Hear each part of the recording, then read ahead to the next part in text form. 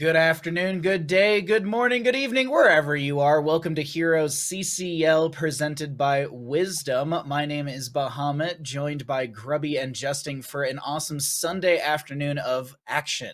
We're in week number 3, day number 2, and we've got 2 amazing best of 5s to bring you all. But before we dive into that, let's dive into what our commentators have been up to in their off time. Grubby, how have you been, my friend, and what have you been up to since yesterday's broadcast? Yeah, just a relaxing day, really. Leisurely watching some streams and getting ready for the broadcast. Today was my relaxed day. How about you? Oh, it was great for me. Made a nice big breakfast, got some pizza last night, and watched a little bit of the VODs from our broadcast. So it was cool to recap and see everyone in chat flaming me about my love for Phoenix. But Justing, same question to you, my friend. What have you been up to in our time away from the broadcast? Well, I've been hibernating. It's getting kind of cold here. We had a lot of snow for the first time yesterday where I live, and I managed to sleep for at least 12 hours. So I'm well rested, and after hibernating, I'm ready for our for our matches today. Well, it's exciting. We have a lot of great action for you all at home today. But before we get into that, of course, we have to break down that prize pool. We all love to take a look and see how everything looks on that prize pool side of things. 60% of the donations will be going towards said prize pool. 35% of that will be taken by first place. That's a big chunk of that 60%.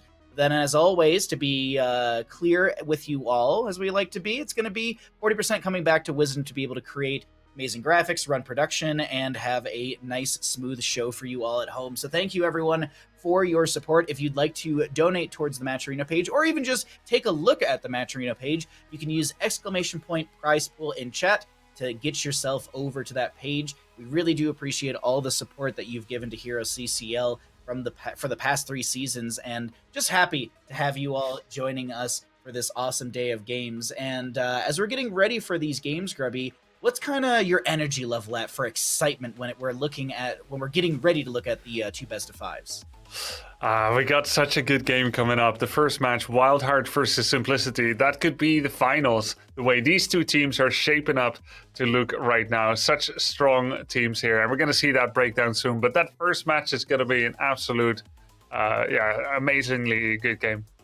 It's going to be a lot of good games today. We have had a lot of great CCL action for the past 3 weeks so far. So, Justing, as we look at the standings, what are your expectations for the standings at the end of today? So a lot of cool things can happen from today, depending on how our first matchup goes between WildHeart Esports and Simplicity. One of those teams will be temporarily in first place, but then we have 30K versus Storm, and so that's the second place team versus where Storm is currently in 7th, but basically, depending on how these things shake out, only one team between WildHeart and Simplicity is going to be in first, and then if 30K loses to Storm, they will remain in first. So it's going to be really interesting to see. Either 1 or 2 teams are going to be solidifying that first place spot based off today's games. Today's games have so much effect on these standings, and I think we've talked about this since the start of broadcast yesterday, that we're all so excited about what can happen this weekend, because we did have that Oxygen versus Diamond Hands yesterday, and that kind of split the middle of the pack. And then we had Granite Gaming versus Chili Mountain, and that also kind of gave Granite their first map win and series win of the season. We look at today's matches, Grubby, and you just said we got 2 amazing best of 5s. What will we see, though, here on the broadcast? Yeah, WildHeart versus Simplicity. Both of them are in a 2-0 score, and that's Storm Esports, who had the forfeit loss against WildHeart. All the forfeit loss team involved teams are playing today. WildHeart with only 1 true match played, despite their 2-0, and Storm Esports as well. So that 2-0 and 0-2 is a little bit deceptive. Today is truly when we're going to find out many of these teams' actual performance based on more than a singular match.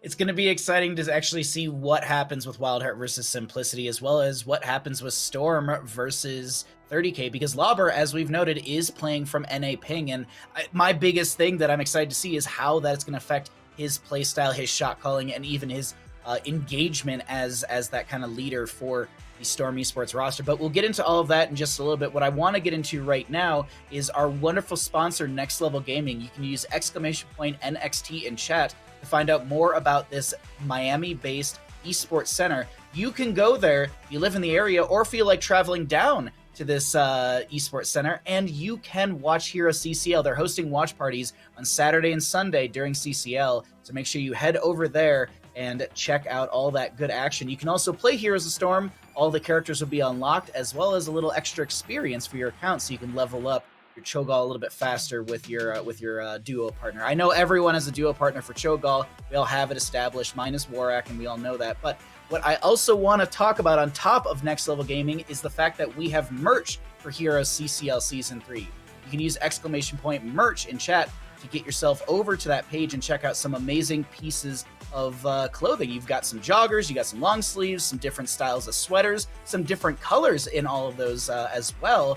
And to be clear with all of you at home, we do understand that there is the high cost of shipping to our international, buyers per se. And if you do want to support HeroesCCL and buy some merch and you are overseas, we are going to be including a free CCL Season 3 face mask. And in the future, we will be exploring other options to make sure that this is not going to be an issue for our overseas friends. So thank you all again for understanding. We just want to be transparent with you all on that one. But we talked about our sponsors. We talked about the merch. We can talk about some rosters here, Grubby, because I am ready to get into this best of 5. And who will we see on that WildHeart side?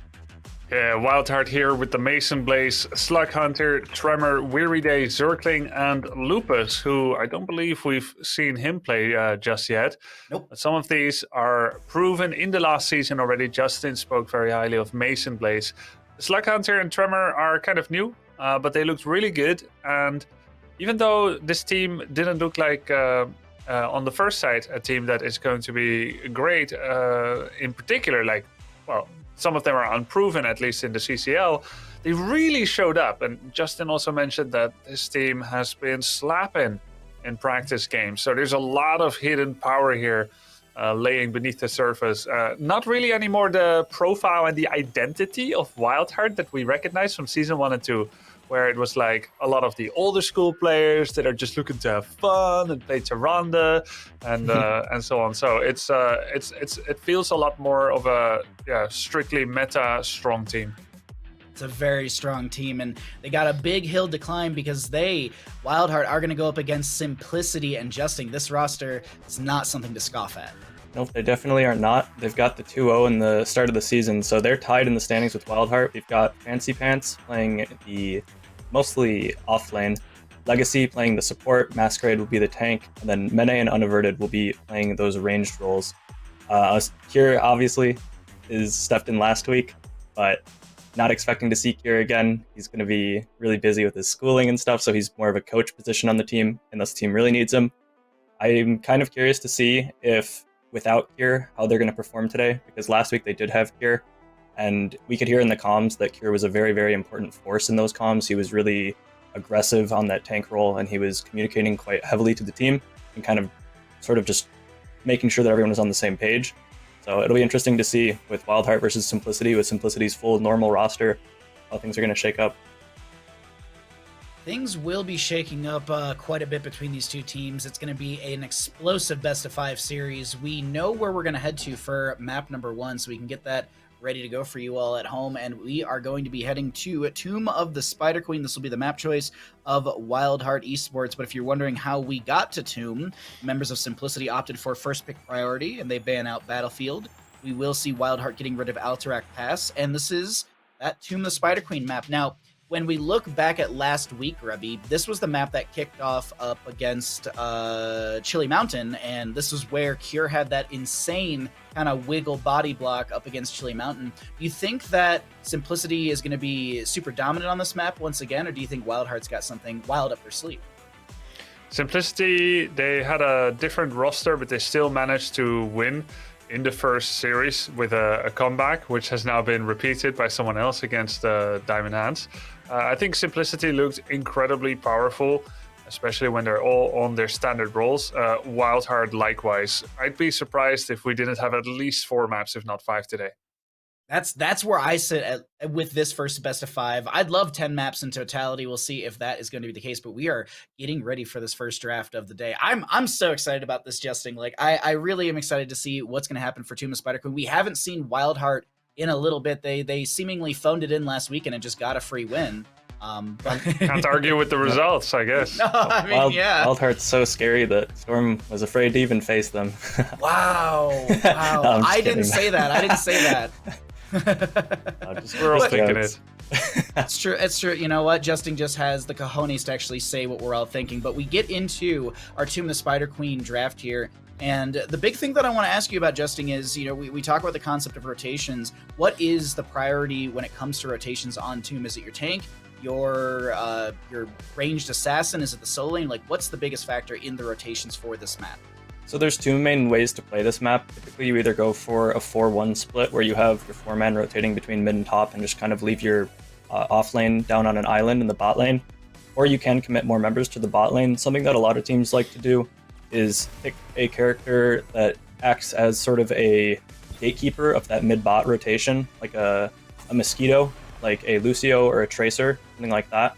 That's one of the strategies you can do, is you can turn the map into more of like a 3-2 split, where you have 3 people playing the mid and the top lane in between those rotations, and then you have that person that just makes the offlaner on the enemy team have no fun in the middle to bot rotation, just bodyguarding that rotation. So the priority is mostly on wave clear at the start, so that you have the option to go into something like that Tracer or that Lucio, the thing that just kind of annoys the mid bot rotations.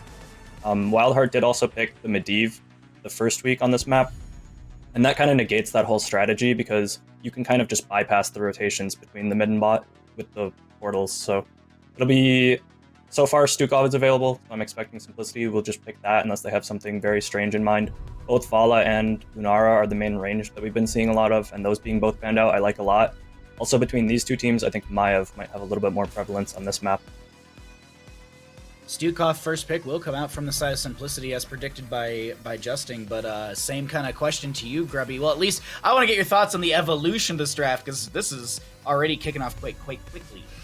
Yeah, we saw only one series from WildHeart so far this season. They played on Tomb of the Spider Queens, and they had a Stitches as a tank, together with that Medivh that Justin mentioned. So Stitches is a possibility. We also see Anduin being picked up fairly early. Kind of makes sense with Brightwing and Stukov being gone. Kind of the third best right now. Malf, Lucio maybe sharing 4th and 5th, together with Uther, I suppose. So the next best 3. We now see Blaze and Anubra coming in. Lots of CC, lots of stuns. May pressure Anduin's ability to cleanse those targets away, as it is on a 70-second cooldown until level 16. And we still have the damage available for Simplicity. So we may see more Mene Gul'dan coming in, which was very effective for them last week. That was actually what I was just about to ask you, was would you ban Gul'dan on the side of WildHeart? And I guess that's going to be a Falstad priority. Or, well, I mean, that still is a Mene split character, because there was that Volskaya game last week as well, where basically Mene lived in the bottom lane and then just kind of rotated whenever he was needed for a fight. So still a Mene respect coming through, but there is that WildHeart respect. No Stitches to be available for WildHeart, Justin. It's some interesting bans so far. Yeah, Tremor respect being noted here with the Stitches ban. I think that Tremor still has enough heroes in his pool, though, that he doesn't really mind that. I think that so far the second bans have heavily favored WildHeart. There's the fact that you're able to ban Stitches. He's okay with Garrosh, he's okay with Diablo. He would even be okay with picking a Mei later on in the draft. He's not feeling any threat from that ban. There's the Mei. No one else really plays it besides Tremor. But Mei is one of the heroes that, he had 3 main heroes that he played very, very well historically in the NGS, and Mei was one of those 3, where when everyone quit playing Mei, he continued to play it, and that was because no one else was able to continue getting results on the hero, but he still can. And Mei is a very defensive styled hero. She does not play to get picks in the same way that a Stitches or a Garrosh or a Diablo with auto attack build does. It's much more defensive. So whatever WildHeart picks on their last pick, whether it could be, I don't expect them to go into double support. I don't think they have enough damage for that with Medivh. I don't think that's really an option. I'm going to expect Zergling's hero pool is going to have to get flexed quite a bit here. If they do go for something like that, it would be more likely a Zarya or something like that can still do damage. Something like a Chromie would be expected, but I'm not sure if they actually have the hero pools to do this. So I'm really curious to see what Zergling can Nazeebo. Of course. Sorry, Haloran. Sorry, no warning for Haloran right now, but we get a Nazeebo, and I mean, arguably this is one of his best maps to be able to build up his stacks. The game goes late. Typically, you're able to get to level 20. I gotta go with the Nazebo pick here, but Justin, I gotta get your breakdown as we're loading into Tomb of the Spider Queen map number 1. Who do you think's gonna win? Who do you think's got the stronger draft? So it's difficult to call this just based on the draft alone. I think on paper, Simplicity's draft is a little bit stronger. I'd say that they got more just overall stronger picks in isolation, and they have a very aggressive team comp. But WildHeart did draft, they understand that in the draft, and they drafted tools to deal with it. They have the Anduin, who can pull people to negate a one-shot. They also have the Mei, which is one of the few defensive tanks that are viable right now, which provides a lot of counter-engage, which plays very much into negating what Simplicity is looking to do. Simplicity wants to fight quickly and get picks fast. So, and they have the Nazebo, so they're playing to stall the game out on the side of WildHeart, whereas Simplicity needs to force fights quickly, and WildHeart just wants to draw out the fights a long time. I think overall Simplicity's comp is better, but it's also harder to execute. So I think it'll come down to execution, but slightly favoring Simplicity in the draft. Simplicity definitely does have the harder to execute draft, but we do know that Simplicity is a team that knows how to execute and knows how to be, well, mechanically savvy with what they're able to pick up. So not doubting Simplicity in any way, shape, or form, but I see a Nazebo, I gotta vote for a Nazebo. It's a good time, and it's always exciting to see what the Diablo Shaman, I believe he is able to do. And I was wrapping this up because I thought we were just about to get into game, but now you know, the map is just like, no. Keep talking, keep elaborating on your love for Nazebo, and I gotta ask though. Yeah, please. I think he's a witch doctor, right? Yeah. Oh, you're right. He is a witch doctor. Which is confusing because Warcraft 3 has a witch doctor as well, and that's a troll, and he kind of looks like a troll, and he kind of trolls people with his own zombie walls, but he isn't a troll, so a lot of overlapping terms. A little bit. We'll have to definitely get the dictionary out for that one. But we have loaded into the map. Justin, thank you for your breakdown. We'll see you after map number 1 because we are here ready to go into Tomb of the Spider Queen. And on the left-hand side, we have the members of WildHeart Esports. We have got Zergling on Nazebo, Slug Hunter on the Dahaka, Mason Blaze playing the Sylvanas, Weary Day on the Anduin, and Tremor to play the Mei. Over in the red, we're looking at Simplicity. We got Legacy on the Stukov, Fancy Pants on the Blaze. We've got Gul'dan played by Mene, Masquerade on the Anub'arak, and Unaverted on the Maiev. I don't know why, but I thought of My Pal Pants for some reason, Grubby, and that's why I got caught up for a second there. But regardless, you missed a big one yesterday. I could barely sleep last night because when we brought him in for an interview, you said, Vince, my friend. I really thought you missed a pal reference there, but I see this name is very confusing for you. We can keep working on it. These My Pal Pants is a hard one to figure out, but Maiev is going to really take a lot of damage. Vault of the Warden and Spirit of Vengeance away. When we were recording our expectations for HeroesCCL Season 3, and we all did our bid, you did your bid, I did my little interview, Nazebo had been buffed and nerfed, and we had had many days of Storm League without the interference of CCL's meta awareness, and Nazebo was really strong, and he got nerfed and didn't get used as much. And I was wondering, are we going to see more Nazebo? Likewise, Kel'Thuzad, both of these got buffed a little bit. Maiev! Spiders! Toads, actually, right? That's toad poison damage? There were, you are right, there was damage over time. I just saw the spiders at the last second. I thought they were going to get the last hit onto her. Were there spiders over the wall? No, they stopped right at the gate. But it's a combination of many little creatures. Some of them useful for the ecosystem and clearing up mosquitoes. I personally love spiders because they eat mosquitoes, which are just a nuisance, really. Toxic toads, though, not a huge fan of those. Luckily, Netherlands doesn't have many of them. And I don't think Maiev is too much of a fan of them either. Unaverted, falling there to Nazebo, such a strong hero. He is a really strong hero, but Grubby, you had I believe a point about basically the strength of Nazebo and the buffs and everything. And do you think that Nazebo fell off of our meta, fell off our priority because we didn't have CCL to kind of really showcase the viability of this hero, or is it he did just kind of fall off because he did get nerfed and there's better options? Well, I think what we're seeing here, at first he was overpowered, then he was. Oh, big move on Mei. Oh, there's still the yoink from Anduin, but there's a big jet propulsion. Nice there by Legacy with the lurking arm. There were a lot of layers of CC. Mei burned through her cryo freeze. Then Anduin forced to use the leap of faith as well, and it all wasn't enough. There was more and more CC, Gul'dan peppering in damage. Nice return double kill by Simplicity. But I think we have to let the fans know here that this Nazeebo is not a traditional pick. It is definitely an out there pick. For all intents and purposes, we're making jokes and we're saying he's strong, he's weak, whatever. Two specialists, Nazeebo, Sylvanas. Anyone remember those roles? Oh, man. But at the end of the day, this is not a normal pick. There were other choices. We can think of things like if you want a sturdy, safe damage dealer, there's Tychus, there's Raynor. If you want one super safe but a little bit less reliable, there's Li Ming. They chose to go with Nazeebo, who, not all the way to Azmodan, who just has a massive health pool, but Nazeebo, like Azmodan, not much mobility and a large health pool, but a little bit more reliable damage than Azmodan, a little bit more single target damage as well. And we can see that the spider build has been picked up. There's another big engage there from Masquerade, hitting all the important stuns. Maiev with 1 fan of knives, 2 fan of knives, 3. But they get away.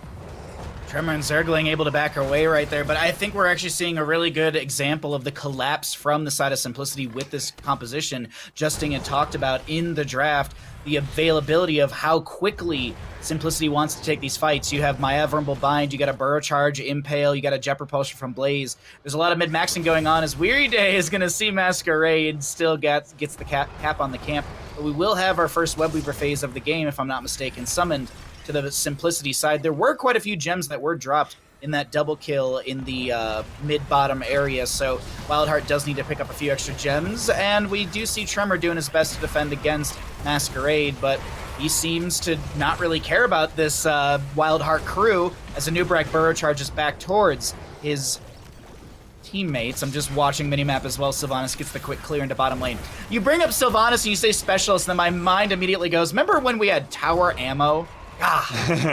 Yeah, just throw roaches over and over to deplete the ammo. Sagara was so strong. She even had that talent. I can't remember. What was the name of the talent that actually took away the ammo as you auto-hit Demolitionist. Yes! Yes! Demolitionist. And then we had Scouting Drone from Malfurion. And what? yeah, it was some good times. There was some interesting talents. There was more than one hero that could utilize Mule. Mason Blaze, though, might get caught out here. Nice body blocks by Masquerade. Oh, yeah. Not just Cure that can play that game. In a very similar spot as well. One more spell from Gul'dan. He doesn't have the reach. Echoed Corruption is his choice, not that Fell Flame, nor would he have completed it, perhaps. Weary Day takes a lot of damage, another very good leap of faith. There's a lot of damage coming out here on top of WildHeart. And, Mei, defensive tank, definitely agree with Justin there. Not as punitive to people that do a Burrow Charge. Say you're an Anub'arak. You Burrow Charge in, you kind of fail your engage. Can Mei punish him like a Murden might with Skullcracker and Stormbolt? Not really. And he's got the full Carapace build, so he's got a lot of wriggling room to get bonus armor, movement speed, and do it again. And I was even gonna say, I was like, well, if you wanna well actually the whole conversation, it's like, well, Mei could throw down Blizzard and bop you back into it with icing, but you bring up the perfect point here, Grubby. It's hardened Carapace build. Even at level 1, Anub'arak is a lot harder to burst down because there's so much spell power between the Nazeebo, the Sylvanas, the Mei. There's a lot of just mitigation with that level 1 Nerubian armor, and we'll see if WildHeart can get the turn in, but Fancy Pants wants to slow that down, quite literally with the Oil 6. Nazeebo does drop the zombie wall. It's an avalanche! We have an actual avalanche from Tremor with Mei. In the meantime, Nazeebo does fall here. He loses, upwards of 18 gems, maybe 19 gems or so. A big kill for Simplicity. But the noob heroic ability for Mei, the one that works 1 in 100 times, as Mei in Storm Lake icings forward, does an avalanche, just misses all the bowling pins, and then dies ingloriously so many times. And then 1 in 100 times she rolls 4 members into the team, and it's a big wombo combo, you get the kill. And the other times where she hits it, those members actually end up killing her backline as she is chasing the only one that she didn't avalanche. So many misplays with Mei, such a bait ult. It's always Ice Wall, shorter cooldown, all kinds of utility, splitting. You can use it as a Force Wall. No, it is going to be Avalanche from Tremor. This is so cool to see this coming out at this level. And like Justin kind of excited me for this Mei play, because Tremor apparently is the last defender of Mei picks. So we have seen her a bit more. Apparently he really loves her and has been showing prowess on her. Let's see how it works out. Members of WildHeart have their turn in right now, and we'll see if the Avalanche works out for Tremor. I agree with you, Grubby, because it's such a telegraphed lineup when you're a Mei player, because you icing back. It's like ETC mosh pit. It's like, oh yeah, he's definitely positioning for a mosh pit. Let's make sure we're not all grouped up around this. But there's Slug Hunter with the drag. There's gonna be a light bomb. A mind control from Sylvanas. The bunker comes down, but it's not going to be quick enough. And that is another drag onto Legacy. The members of WildHeart are cleaning up the Feeding Frenzy level 7 for Slug Hunter. Big factor in getting that cooldown reduction for another drag. And now Mene has to tap well, has to back away. Maiev unaverted, looking to get out of here. There's going to be a zombie wall to block her retreat path, but she can't even activate the Spirit of Vengeance teleport. A solid triple kill goes over to WildHeart. A Webweaver phase comes into lane, and WildHeart, they're gonna push for as much as they can get.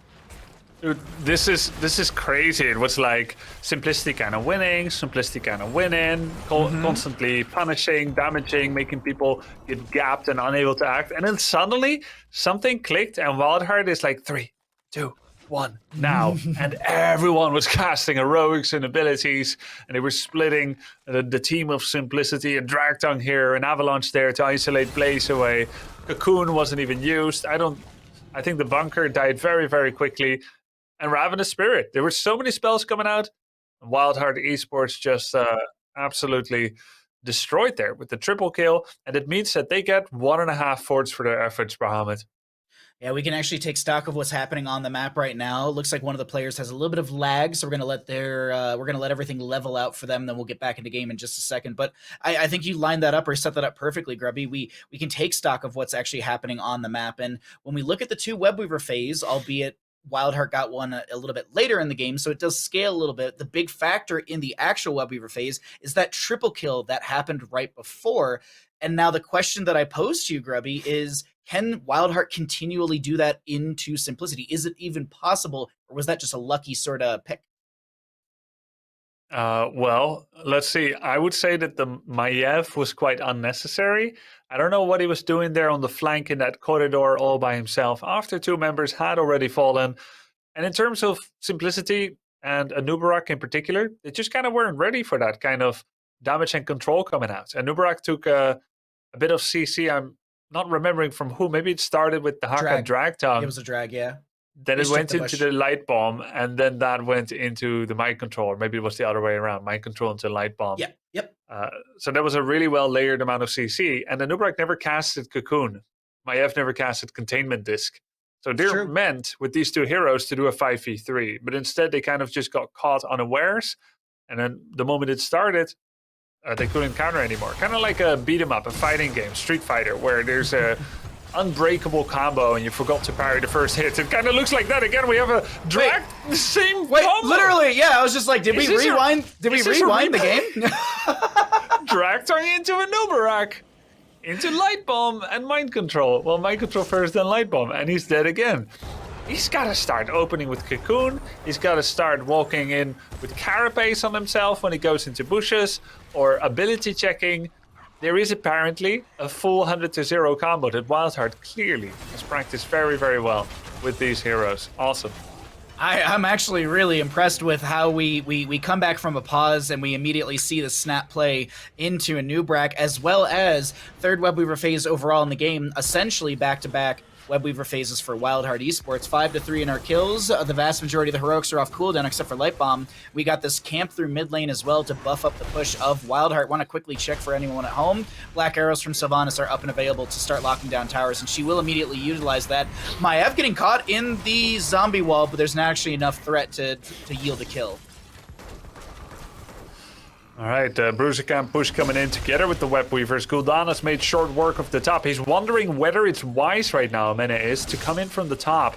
And the answer is no, he doesn't think so. He's got to go all the way around, just as Stukov and just as Masquerade on the Anubarak, who's now setting up for a flank. He's been 100-0 twice. He's sick of it. He's had it. He's coming in. He wants to be the first to use his abilities now. He did an impale. That means he's not quite ready to burrow charge in, but he's thinking about it. Masquerade using his Carapace to kind of gain distance and bait. Get that spell armor. Just used it again. But he's not quite ready to flip the switch. Blaze is still cleaning up. Fancy Pants with the 50 gems down there in the bottom lane. Momentum is definitely looking good for the side of WildHeart. Unaverted diving in, trying to find the Umbra-Bind. Zergling is going to have the zombie wall to kind of put a little bit of a pause in the engagement. Slug Hunters come up here, and there's going to be a Nubrak burrow charge away to disengage from any sort of drag tongue possible. But I do have to say, Slug Hunter's done a great job of split pushing consistently throughout this game, also keeping an eye on this other turn-in, and the slow trickle in for level 16 will be achieved by WildHeart. And Nubrak, oh man, I'm just looking at minimap. I thought he might get caught out.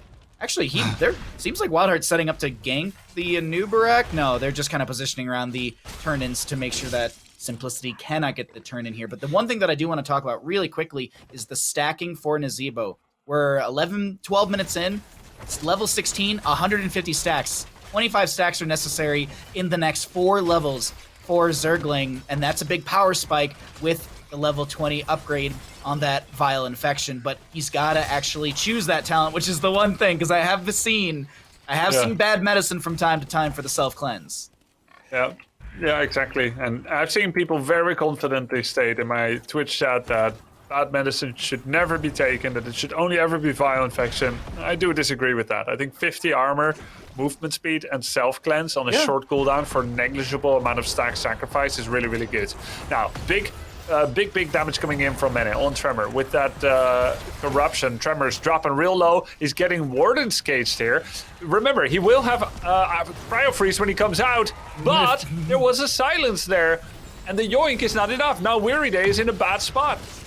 He could light bomb himself. Weary Day tried to save, will go for the light bomb, zones back the enemy members, trying to go for this dive. Chastise won't connect, and the Umbro bind. Weary Day! Man, I just... to whatever YouTube editors out there, can we just get some Benny Hill music to the background of that? Just mute us and put Benny Hill music, because that was just Weary Day taking Simplicity on an adventure while there were a few gems turned in the top area. And I think that it did kind of work for WildHeart. They do lose that experience gain that they were holding over Simplicity. And now Fancy Pants, he has 63 gems. Only 3 are necessary for a turn-in. But we could, and I'm assuming we will see back-to-back turn-ins for Simplicity, unless WildHeart can make some big plays. I think that actually did a lot for Simplicity. 2 kills and a staggered. It allows them to clear this severely pushed bottom lane. Normally you don't get that time. You kind of have to take it on the fort, where it takes too much damage. They managed to get Siege Camp, which neutralizes the next blue wave, and now they're therefore able to fully focus on the top and the mid lane. I think it gained them a lot. That free turn in as well. Mena did a great job to distract the other 3, so there was no push. And that Cocoon is trouble, right? It could be an avalanche.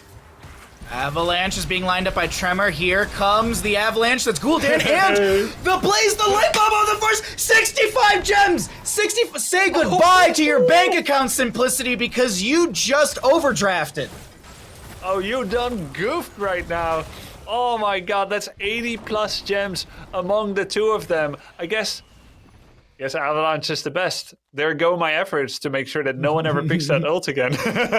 And Tremor's doing his best effort to make sure people are picking this ult again, apparently, because he just seriously made such a critical play for WildHeart. That was humongous for a map like Tomb. Yeah, exactly. Someone says containment disc silences an enemy hero coming out. Oh, that's new. Leaving containment disc silences the enemy hero for 1.5 seconds. When did they add that? I believe it was when they buffed containment disc, like, I want to say like 6 or something months ago. Like, there was a buff on containment disc, and it was ages ago. But don't worry, Grubby. I thought you were going to say 6 years ago. Oh, no. I don't even think we had Maiev in the game 6 years ago. No, that's true. I don't play her. She's too difficult for me. Wow, okay. 1.5 second silence when you come out of it. It might have been a lot more recent. I do see Justing making a point really quickly. We'll have to ask him about it when we get out of the game right now. But okay, so it is a relatively new. Maybe it was. I don't know. It's been a while since we've had a patch, so I'm 6 months ago. That seems reasonable. Maybe it was in the last patch of September. But let's get into what's happening. Let's take state of the game here, Grubby, because we have Blue Web Weavers, 20 talent tier, and Vile Infection.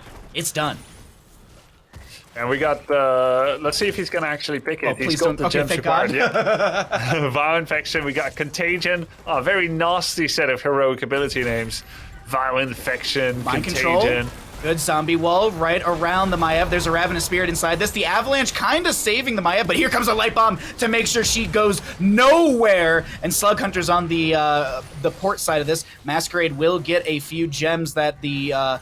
oh no, another mind control because you've called the Dark Lady from level 20. There's just shredding into Masquerade. My God. But he gets the burrow charge away. He manages to live because the Hardened Carapace build that he does have for that extra spell armor, extra shielding. But it doesn't matter. It feels like WildHeart are collapsing on the core, Grubby, and WildHeart wants to take game number 1, potentially through mid. And this is insane. The Dark Lady's call. Like, he can even try to target Stukov when he goes into his silencing arm. Mason Blaze is looking for the next pickoff right now with Dark Lady's call. Yep. Let's see if that mind control is going to come out. And let's look at the order. He's just kind of fishing, right? Can do it again in 12 seconds. 2 keeps have gone down. The top keep will actually fall by itself as well. There's threatening core in order to make the Eye of Mordor, of Sauron, turn towards the south so that the top keep will die. This is a win-win situation for WildHeart. Nazebo is actually hitting the core. There's a light bomb. It's going to threaten the Nubrak back. And Nubrak has had such a tough time to get through this chunky team. Love to see the composition from WildHeart coming out here. It's not over yet. They're momentarily not attacking the core, but the top Web Weaver is.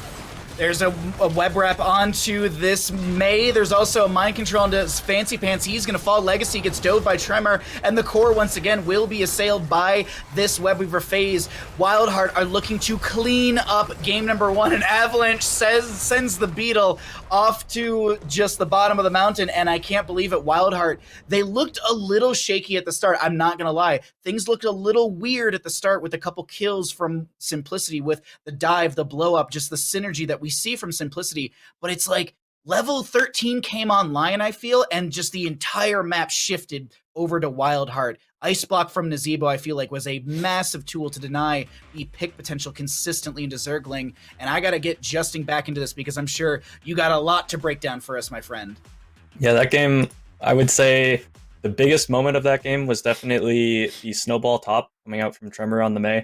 That was...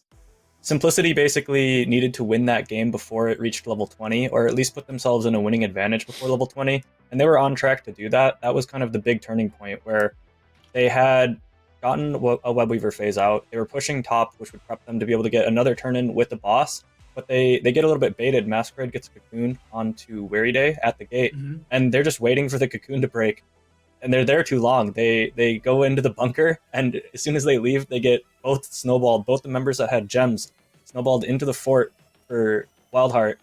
Tremor made the game-winning play there. Basically, Simplicity was going to carry that momentum through to another Webweaver phase with possibly even the possibility of a boss turn-in so that they could get a fight before level 20. That's what they needed to do because Nazebo was stacking the whole game. He was a ticking time bomb. That play by Tremor won them the game. There's almost no coming back after that happens. They lost, I believe, 100 gems. They lost basically all of their gems. I've almost never seen that many of the big gem containers on the floor behind the gate that we saw there when those 2 members died. That's that feels terrible for the side of Simplicity when that happens. But WildHeart just, they knew what their win condition was. They had the really good coordination with the tongue mind control light bomb. Unaverted on the Maiev, it looked a little bit shaky. He primarily plays ranged, and this is a hero that we had played with him a bit on WildHeart, but I would prefer to see Unaverted just stick to the ranged heroes. He looks a little bit less comfortable playing melees in general, and WildHeart took full advantage of that. You see he gets zombie walled quite a bit, but WildHeart just looks really, really incredible. The tongue mind control light bomb combo, just the synergy was absolutely there for WildHeart, and they knew exactly what they were doing in this game 1. Slug Hunter, oh, go ahead, Grubby, please. Justin, do you think that there's something that Masquerade could have done to be safe against this kind of layered CC? Does he have allies that could have maybe saved him? Do you think something went wrong for them, or was it rather WildHeart just opening up with the initiative and having a perfectly layered, unstoppable combo? I think it's mostly just Masquerade being maybe a little bit greedy with his positioning. When you're a Nubarak, your HP pool is very low. Most of your survivability comes through the shielding that you get and the spell armor that you have. So you need to know that against most teams, he might be able to get away with being where he was, with not feeling like he's under threat. Like, it doesn't seem like the enemy team has a lot of engage. But against WildHeart, they seem like a well-oiled machine, and they can combo. They chain CC'd perfectly. That mid fight that they got, he didn't get to play the game. He was probably just mashing his E button, trying to burrow away that whole time, and there was just no moment for him to escape. I think it's mostly just being caught off guard by just how good WildHeart is. WildHeart looked insanely strong in our first map of the day, and I'm excited to find out where we're going to head to for our next map, because seriously, the playstyle of WildHeart, this is what I was excited for. Simplicity is a very strong team, but WildHeart, they always innovate, they get to show us something new, and I feel like we see something new almost every time they play, and that Mei was just exquisite, as well as the Nazeebo. But let's focus in on where we're heading to for map number 2, Grubby. It's my favorite map! Towers of Doom. WildHeart's choice. Yeah. WildHeart choosing to take us to Towers of Doom, and I don't think we're really spoiling anything per se when we say this, but like when we were loading in, I was actually having a thought as we were loading into Tomb of Spider Crane. I think it was Mason Blaze has a portrait of 3 Vikings, and I was like, man, I really hope we get some Vikings play today. And then now we're heading to Towers of Doom. It's like maybe the stars are aligning, Justin. Maybe, yeah. If it does be the case, I'm not sure WildHeart would be the team to play it. Slug Hunter is pretty new to the offlane. He just started playing it just to play on this team right now. He was a support main up until now. So if Slug Hunter has managed to learn Vikings in that time, I will be extremely impressed. But that's a tall order. Not something that most people could do. Maybe he's watching a lot of Grubby streams and watching and playing a lot of Age of Empires 4 and has the RTS skills and the micro down. I mean, hey, maybe they lend each other. I don't know. I want some. I think Vikings. it'd be. I'm actually impressed. I didn't know that about his offlane, that he's relatively new to it and that he used to play support. He played the Haka really well, like in terms of when to join, when not to join, his drag tongues. That's really, really impressive. And to be part of such a well-oiled machine here, because it didn't exude a lot of threat to me. Sylvanas, Dahaka, Mei, Anduin, and Nazeebo, I don't see that and think that's a team that can flip the switch. It feels like everything they do has a delay. Zombie Wall, slow to come up. Mind Control has a travel time. Drag Tongue is a slow skill shot. Mei is not the... So for them to feel like they're like a Diablo Tyrande team with the kind of explosiveness, I think you're right that did disrupt Masquerade's expectations. Well, we also look back at the first week, and Slug Hunter had, in my opinion, one of the best URL games I've seen this far in the season, with just the ability of diving into the backline, getting the righteous hammers, and setting up consistent kills up against the Chili Mountain roster. But let's talk about what's happening here on Towers of Doom, Grubby, because there's some bans, there's some picks, and it's really exciting. Yeah, Brightwing first pick, of course, a fantastic pickup here. Stukov countered immediately, and we've got the very strong double laner in Slug Hunter, so that his 4-man can just stay in the middle to boss all the time. So now, will Simplicity also pick up their hero already? Or they're going to go with their double laner already as well in Leoric. Mene is going to be going to Falstad. It was banned in the previous game. Of course, he does great on Falstad and on Gul'dan. Now they've got that Mighty Gust. And they've got the let's bully the solo laner, pretty much. I think Leoric Falstad can absolutely give hell to Blaze. Yeah, it's a good move, I think, to pick up the Falstad and the Leoric here. Leoric, just in isolation, wins the 1v1 very hard against Blaze. That's his best matchup in the offlane. Blaze really does not like going up against the Leoric percent damage, and because Blaze is so thick, he just can't really dodge the drains at all. He does have the option to E away every time he gets drained, but if you add a Falstad into the mix, doing that leaves him very vulnerable, not having that escape ability. So I do like that, but it's also, Blaze is one of the heroes who really doesn't mind getting 2v1 so much, because he can kind of play from range more than the other offlanes. He can put oil on the ground and clear with his flamethrower, his Q, on the minions as they path through to the gate. So I don't think he minds it too much right now, and with the addition of getting the Stitches on Towers of Doom, this is by far, I would say, Stitch's best map. The way that the rotations work, you're almost never safe against the Stitches. So far, I would have to say that I heavily am favoring what WildHeart is drafting here. Stitches on towers is very, very strong. And also, they traded the supports, but trading Brightwing for Stukov, I don't feel is basically ever a good trade for the Brightwing. And doing that from first pick, I think, left a lot of their power to WildHeart. And, okay, that's... Wow. I would rather... I'm already calling WildHeart draft, in my opinion. Tyrael Leoric as a frontline, I don't... Grubby, I'm sure you're not a fan of that either. No. No, I'm not. I've rarely seen this work, and it's interesting to see it coming out over and over. Maybe this is one of those things that works better in practice than in reality. I mean, everyone's heard my sentence on I just don't think Tyrael's that great in competitive CCL, but this is actually the one thing that I wanted to bring up at some point today, and finally WildHeart does it. I think this is the first Raynor game of season 3 of CCL. Like, I don't think we've actually seen Raynor, which is kind of crazy to me because he's such a just, this is Jimmy right click. Like, I feel like it's such a Jimmy. It's such a obvious pick or such a standard, but I agree with you, Justin. I really like the WildHeart draft. You know what, Simplicity, you gotta prove it to me because I'm not 100% sold on what you put together. But Justin, as we're loading into the Towers of Doom, I want to get your thoughts, maybe a further breakdown as to why WildHeart is going to be the winner here. So it's very, very scary for the side of Simplicity to play the game into Tremor on Stitches. They did draft things that have good mobility against it. Tracer doesn't really care about getting hooked too much. Tyrael doesn't care about getting hooked too much. Leoric doesn't. Even Brightwing doesn't. So the Stitches, to some extent, is soft countered. But I don't think that WildHeart is a team that really relies on that Stitches to get picks for them to win the game. I think that they can win the game without that. Stukov, Blaze just is probably the best 2 picks they can get out the gates. And then Raynor, I do remember in the NGS, in one of our highlight reels, Zergling was playing Raynor and was just split pushing the whole game. And in the comms, he's like, "I'm Kepi." Shout out to Kepi from Storm, because he used to always play it. And so he's learned his lesson from Storm League, from playing with Kepi. I think that Zergling will be able to, I think he's got what it takes to show off his Raynor mechanics. And Mason Blaze on the Sylvanas just is probably going to be the real engage for the team with the mind controls. Simplicity could win, but I think WildHeart is the better team, and I believe that they got the better draft.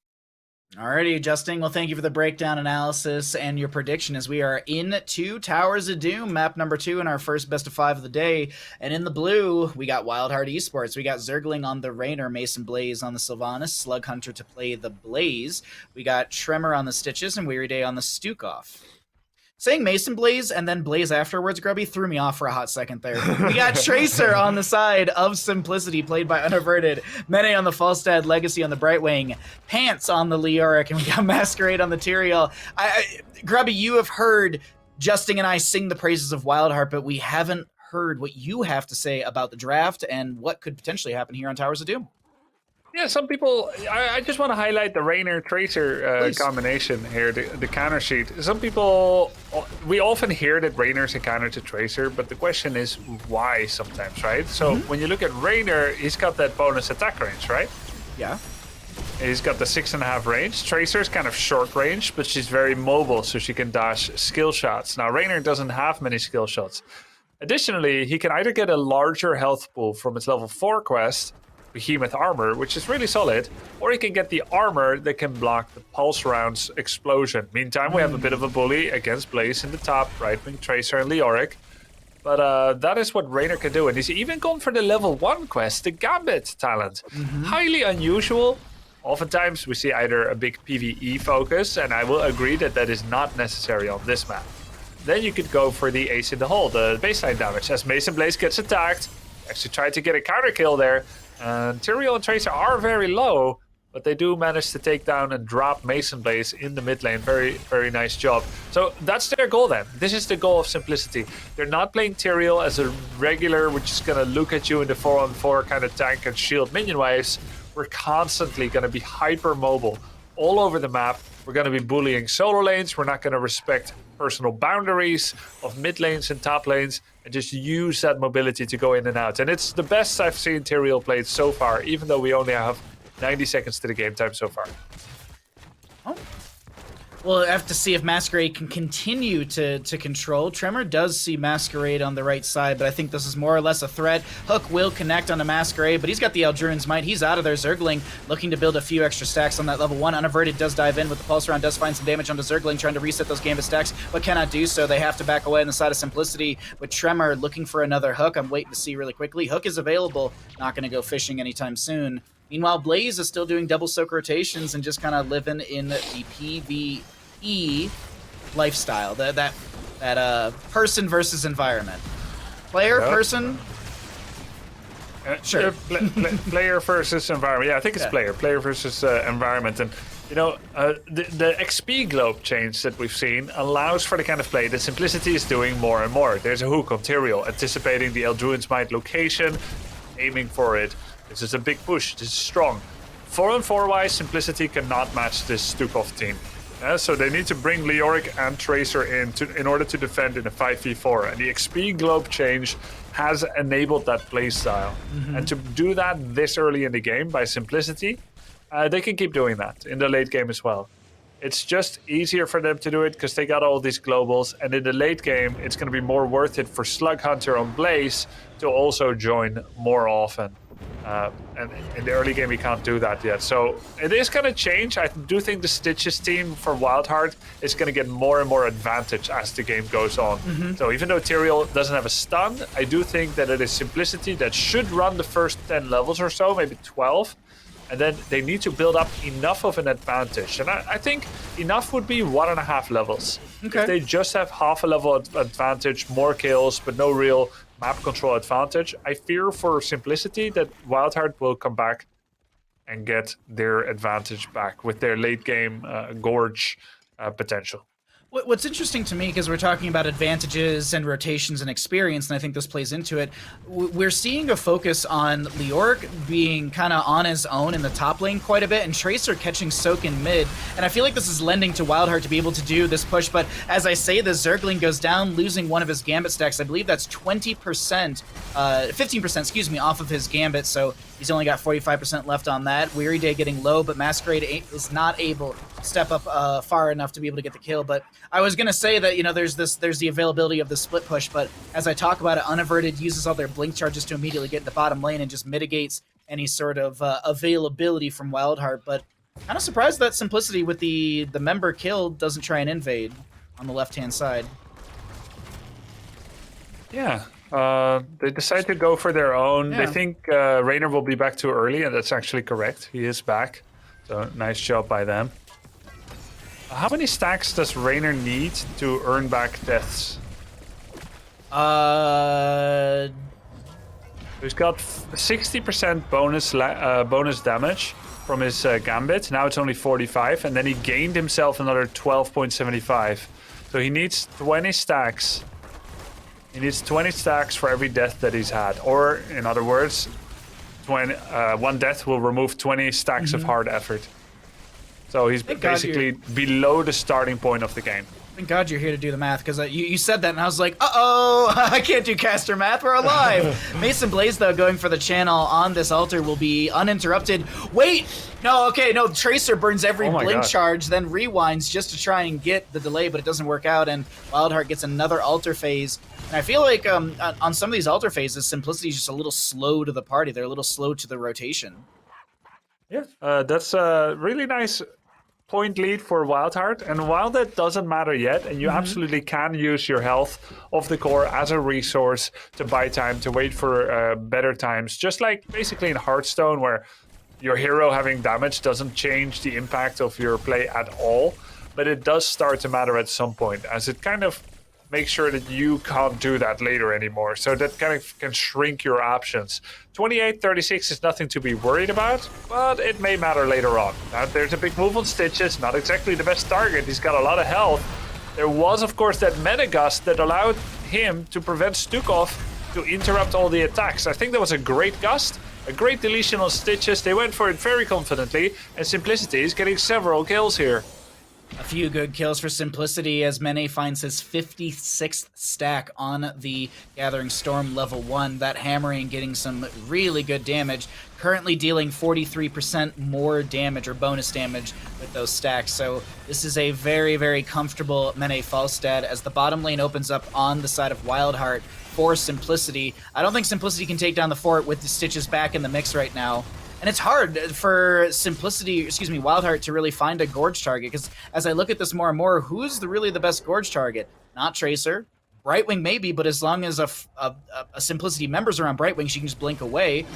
You got Falstad barrel roll, and I know, granted, you know, that you can throw a lurking arm, a purple puddle, if you will, underneath all of this. Oh my god. Wow, Bunker wasn't available for Blaze. He gets bursted down. This is the Simplicity I think a lot of people were expecting to see in this best of 5 series, and I don't think game number 1 is really a good showcase of what their skill level's at, as there's one interrupt from Tremor. But my point is just I feel like it's gonna be a difficult time for WildHeart to actually find a good Gorge target that yields a kill. Yeah, definitely. And it kind of depends, because basically, if you put the Stukov arm underneath the Gorge location, you absolutely can always get the kill. But this is just a case of great rotations, global usage, game understanding by Simplicity, and just picking off the people that are by themselves. I mentioned that by level 13, Simplicity needs to have at least 1.5 level lead in order to feel like they're ahead enough in a way that the composition offers that possibility to them. They've made that mark and then some. So they really are ahead to a point where they may be able to carry this all the way to a really good level 20 advantage. They've got the fort now. Let's take a look one more time at what happened with Slug Hunter there when he got killed in that bottom lane as we go through the replay.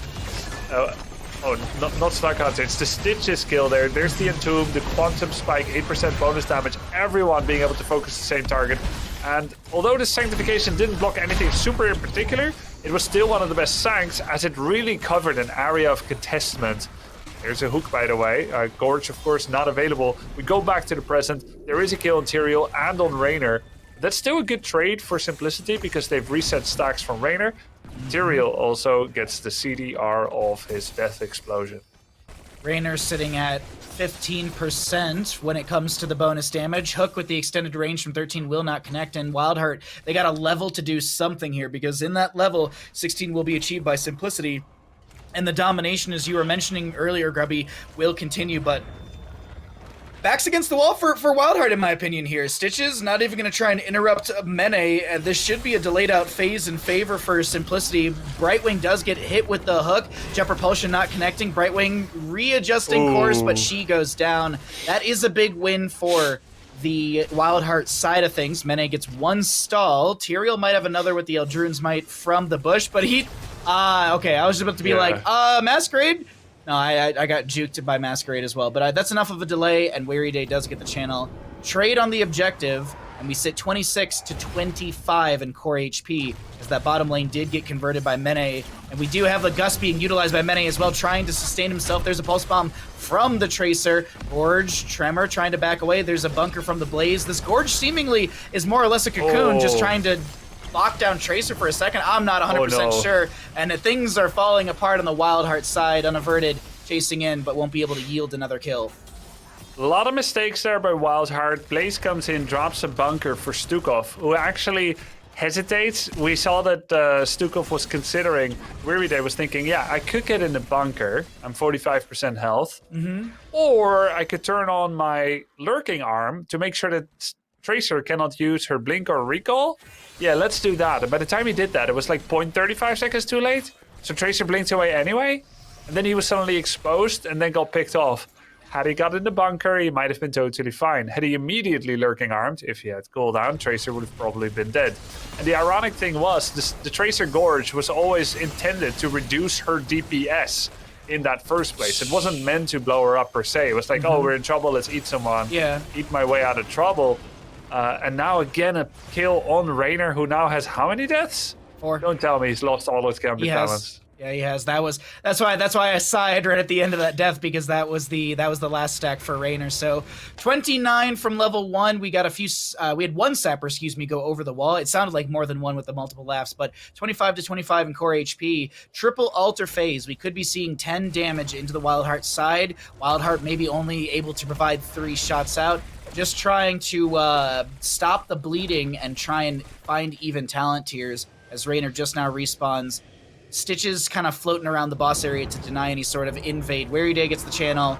Falstead does the same in bottom. Brightwing on the right-hand side. So there's that 10 damage. There's a dive onto Fancy Pants. A Gorge will go onto the Leoric as well. I feel like that was meant for Legacy, realistic. Yeah. There's a point-blank hook onto Fancy Pants. Brightwing comes in with the blink. Once again, here is an Entomb from the Leoric. Fancy Pants getting low. Tremor chasing on. We have a split chase into the mid area. And this is a clean disengage from Simplicity, losing nothing. Yeah, chasing two different targets, definitely awkward. I agree with you. I think the Gorge was a misclick on Leo, even though he did run out of Wraithwalk and would essentially have no way to get out afterwards. It's still just a Leoric, though. Yeah. And Simplicity did a great job of sending as many players as they needed to provide the evacuation. That meant Mena actually didn't go. They didn't need him. He pushed some stuff in at the bottom lane. Simplicity is doing fantastic. Mene split pushing, I feel like it just goes hand in hand. Well, we have 10 seconds on a Gorge available. Hook will be mitigated by Fancy Pants Wraithwalk. Either that was perfectly timed or it was just pure happenstance, but still, good read from Simplicity, from Leoric to be able to just get out of any sort of threatening range as Mene does the exact same thing. Next altar phase, I was just about to say, like, it shouldn't be far off. Flight into the mid lane. Oh, bunker from the Blaze. This was actually a flight into boss. Wow. And I think they showed it. I think Blaze saw a shadow passing overhead, absolutely but he was in a bunker, so he may not have seen it. They can't really stop it, so it's just free 4 points pick up, very rapidly decided.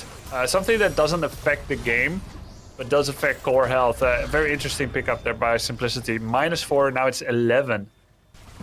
Yeah, WildHeart going for the aggressive play. We rarely see this invade on the right-hand side. Grubby, you and I have talked about this quite a bit, quite extensively in Season 2 about why during this double objective phase you don't invade on the right and why it doesn't typically yield any sort of advantage. But WildHeart doing their best to delay things out. It's not going to delay out enough, and 4 shots into WildHeart, 4 shots into Simplicity. The biggest thing, Grubby, and maybe this is a question for Justin when we get out of the game, I want to know, why does this Tyrael work in comparison to all the other Tyraels we've seen so far in the season? Because this is the only Tyrael that I've been personally sold on so far in the season. So in theory, hold that thought. Is there going to be any Gorge? In theory, Tyrael always was a good choice into Stitches, because if your tank gets hooked, Tyrael is the kind of hero that gets out. Yeah. He can also save people that get hooked. In theory, it was always fine. Tyrael, Leoric, 2 heroes that are the most okay with getting gorged.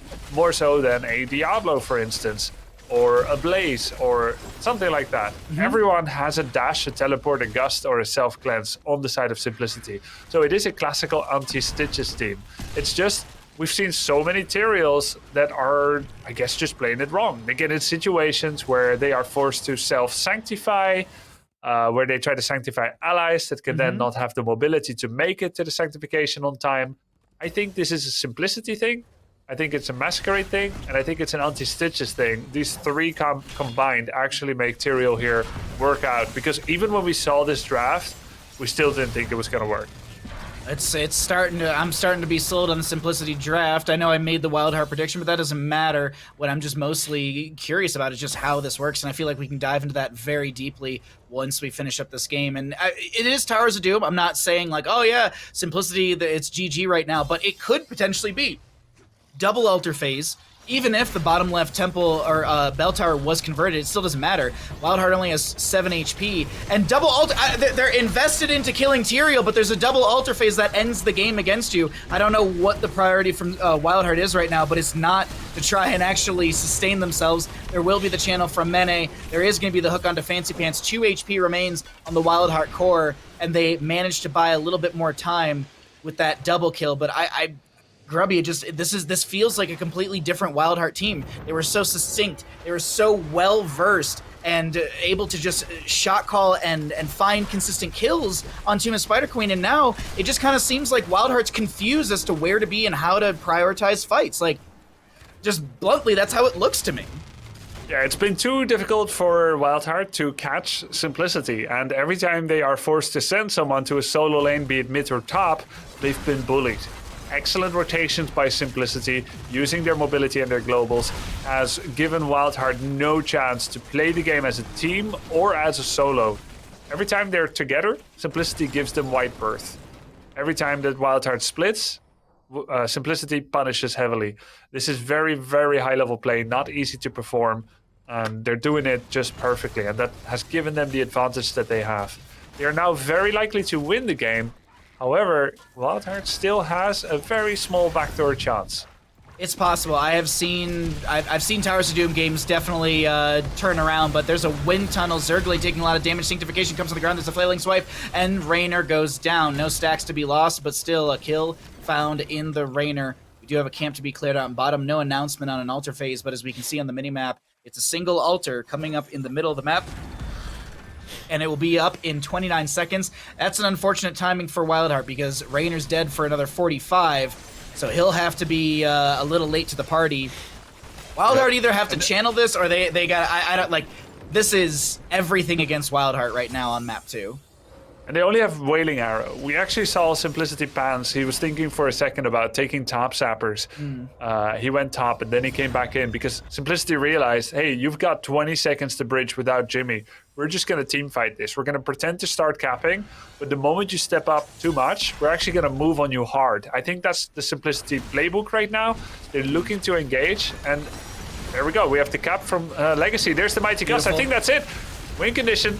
Beautiful wind tunnel into the Entomb. The channel will happen from Brightwing, and GG's, ladies and gentlemen. It's not any sort of 2-0 happening right now. We are heading into an even series as Simplicity is able to take Towers of Doom in, I think, bluntly, a pretty dominant fashion. I feel like Simplicity had all of the right choices, all of the right plays. Yeah, they lost their Tyrael twice. They lost their Leoric once, which actually is pretty good for a Leoric, and Brightwing only once, but the domination and the shutdown into Rainer to mitigate his scaling and burst ability, I feel like that was such a good choice. But Justin, you've heard us ramble for a while about this map. I want to get your thoughts on how Towers of Doom went and if you got any sort of interesting insights for us.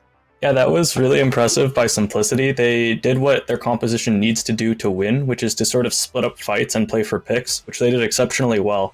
I think that Unaverted in particular really stepped up this game. You could tell that he seemed much more confident on the Tracer than the Maya from the game previously. On Tracer, he was very, very aggressive. He didn't die a single time that game. He was kind of the main person who was getting all of the kills for the team. And what Simplicity does, you were discussing how Tyrael hadn't seemed to work previously. The main reason is that a lot of teams are running these front-to-back, blow up the front line, just kill the tank strategies. And Tyrael doesn't have any CC, he doesn't have any peel to stop the enemy team from doing that, from doing a one-shot. WildHeart didn't draft a one-shot, so Tyrael doesn't necessarily need to heal someone away with actual crowd control, and he doesn't necessarily need to CC the front line either. It worked in this case because the entire team of Simplicity was hyper-mobile, and they were all diving the backline together at the same time.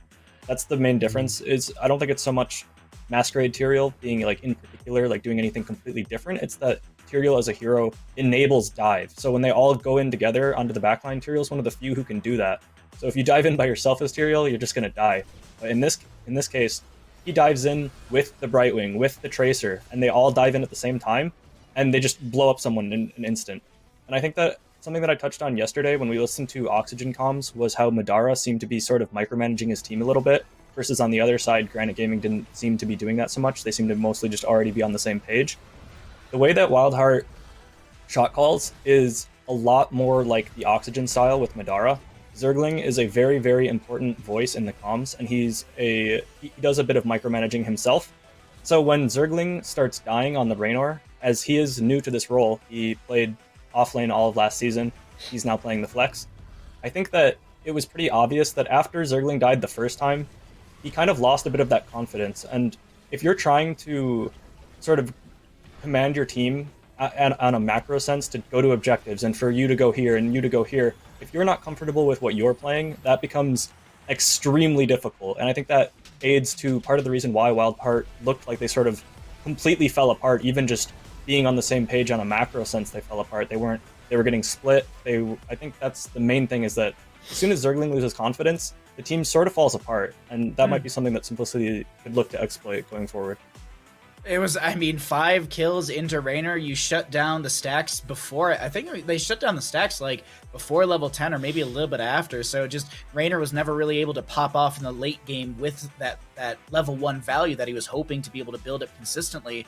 It's been a really fun series so far, and we're not done by any means. It's a best of 5 series. We still have potentially 3 more maps, and I'm hoping for 3 more maps because it is a lot of really good action. But we're going to take a small little break and get these players a little bit of water, let them stretch their legs, and get ready for the third map in this best of 5 series. In this break, I encourage you to hit ! prize pool to check out the Matcherino, and if you'd like to donate towards the prize pool, it's always very much appreciated. Thank you everyone for supporting HeroesCCL. And as I said, exclamation point prize pool in chat while we take a little bit of a break. But we'll be back with map number 3. Who will start to take the series and who's going to start to fall behind? We'll find out here on HeroesCCL.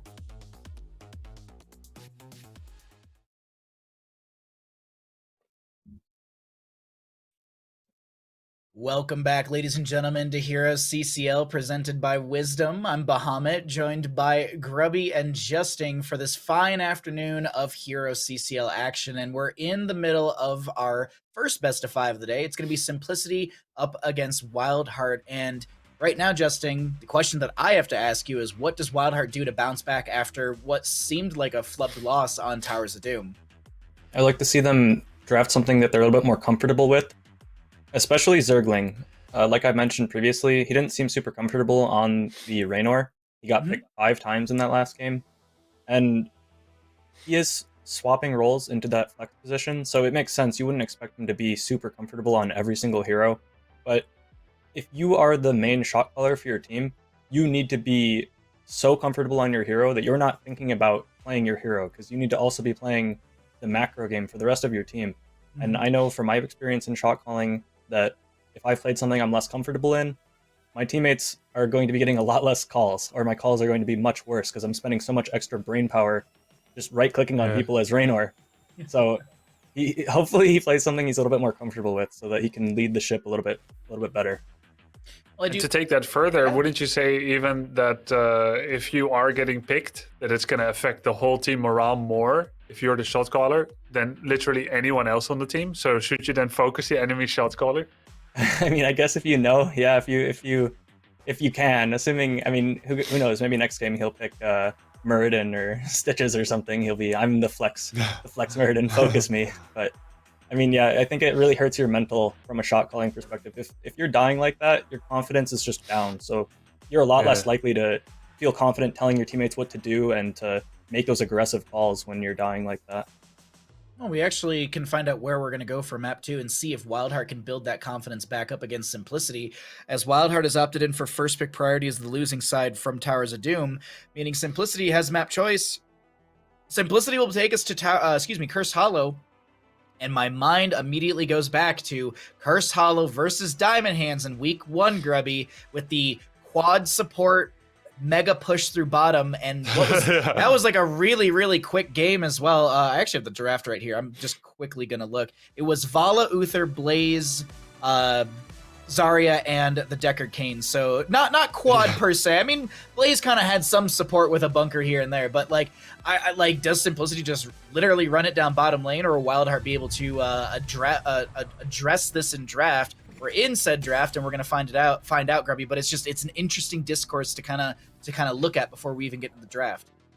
I think it's a build you keep in mind. You're happy to repeat it if the conditions are right. Can't be your only build though. You don't want to go full let's play Nano Tormented every game, where you just have this favorite combo. You remember anything like that? But I think it's something Simplicity may be able to repeat. Yeah, no one forced that a couple times in a row yesterday at all, but it's one of those things to consider. Like, I wonder if it's in the back of WildHeart's mind, Justing. And as a competitive player who used to be in CCL, I'm curious: is this something you consider going into a game like this? Well, I think you should definitely have a strategy for each map, and then your strategy should sort of depend on what the enemy team is. Depending on what the first bans are, really dictates sort of what type of draft, what style of draft you go into, if your team has a really like well fleshed out drafting system. So typically you want to revolve your draft around your power picks, and with the Vala being banned away on the side of WildHeart, I'm not expecting to see a triple or quadruple pseudo support comp coming out on the side of Simplicity. I think they're going to have to switch things up a bit.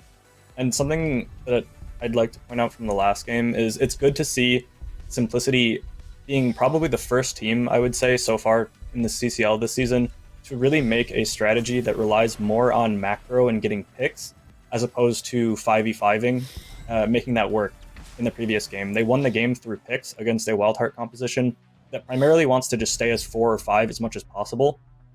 And this is the first time that a draft like that, which is what the Tyrael and Leoric frontline, in a 5v5, it's not great, but when you're playing the game to win through macro, through splitting up the team with the Falstad on Mene on Falstad, again, this game, I think that playing on a map like Cursed Hollow will probably benefit Simplicity after seeing how they were able to do that in the previous game.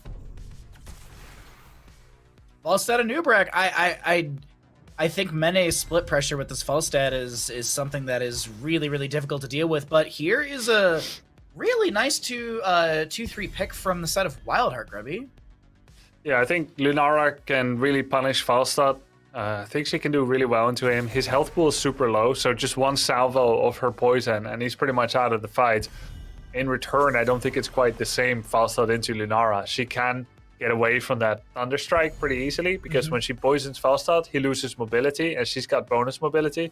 So once you go out of the Thunderstrike once, yeah, she can win that one-on-one really well. But that's just an isolated one-on-one. Then we've got the really solid Blaze Stukov. Now, Simplicity. Let's see who they still have. Legacy. Malf is gone. Brightwing is gone. Anduin would be the obvious choice. Deckard. Next one that they're going with. So Deckard's going to help to focus fire down whoever is relying on Stukov heals. For the rest, it's really hard to dodge his Stay a While and Listen because there's so little terrain to maneuver, actually.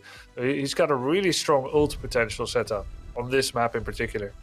I do like that as well. Yeah, there's a lot of corridors where you can just kind of overlap that story time and be able to lock people down. Finding a new Brack follow-up into that as well. Hogger might actually go into the Shockwave at level 10 just to be able to follow up the CC of a new Brack and allow Falstad to just have sustained damage, and Tracer as well. But Justin, there's a lot that's happened in the last 20 seconds or so of the draft, and I'm curious what your thoughts are and breakdown of what we're seeing for Cursed Hollow. So I was kind of hoping that WildHeart would look to go into something like an ETC, which we don't see too much for the tank role, so they could have a global and be able to play just that front-to-back style. I think that the Garrosh and the Hanzo sort of shows that they're really committed to just winning the 5v5, which is a strategy that they tried to do in the previous game.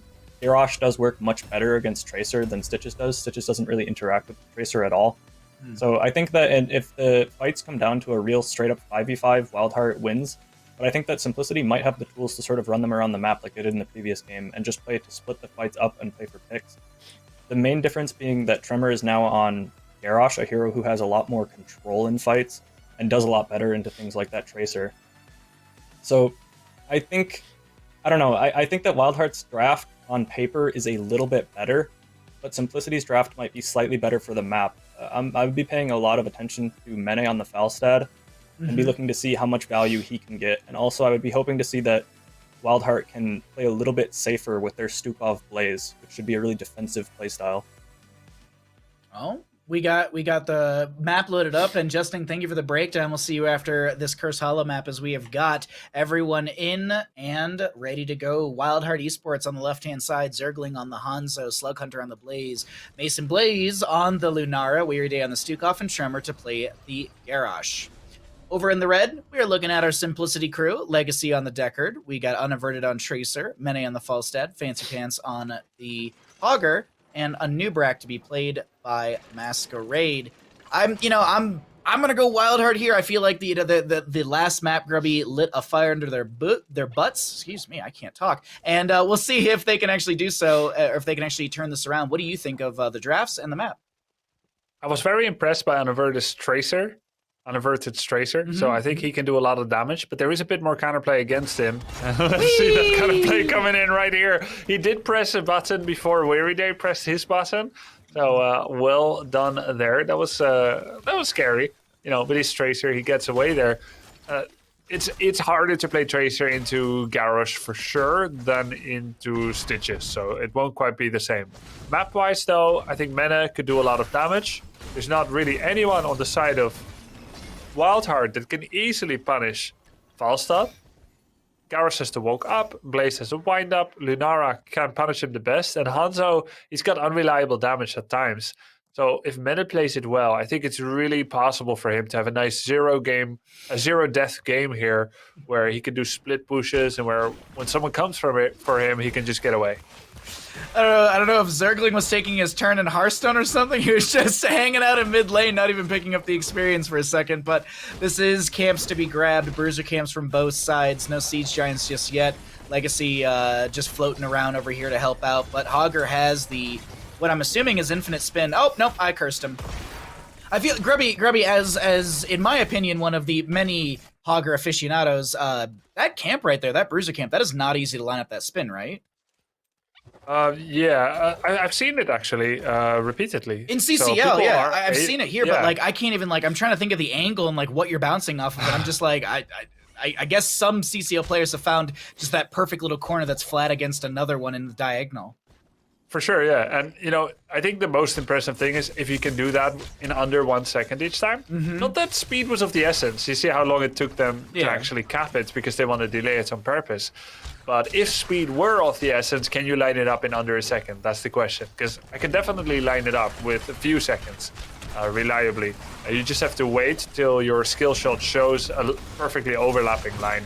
Big combo here on Stukov. He gets rooted by Decker's triangle corner. Mena comes in. He gets the damage on Hanzo. Hanzo uses a very cool outcropping of terrain to jump away, not over the terrain, but using it as a springboard. He gets away from a rather nasty, dangerous Mena gank. That one, that kind of rounded edge of the terrain is not easy to utilize, because I've done that before, and the game's like, no, I'm not going to register that at all, and you just kind of stand still and die.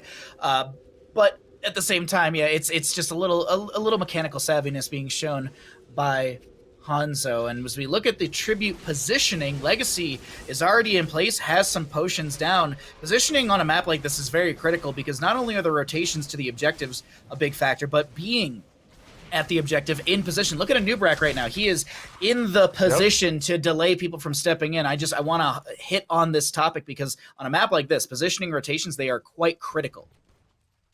Yeah, I still remember early days of HoTS where people always asked each other to get in position for the tribute nicely on time. Same on Sky Temple, that first phase, the second phase.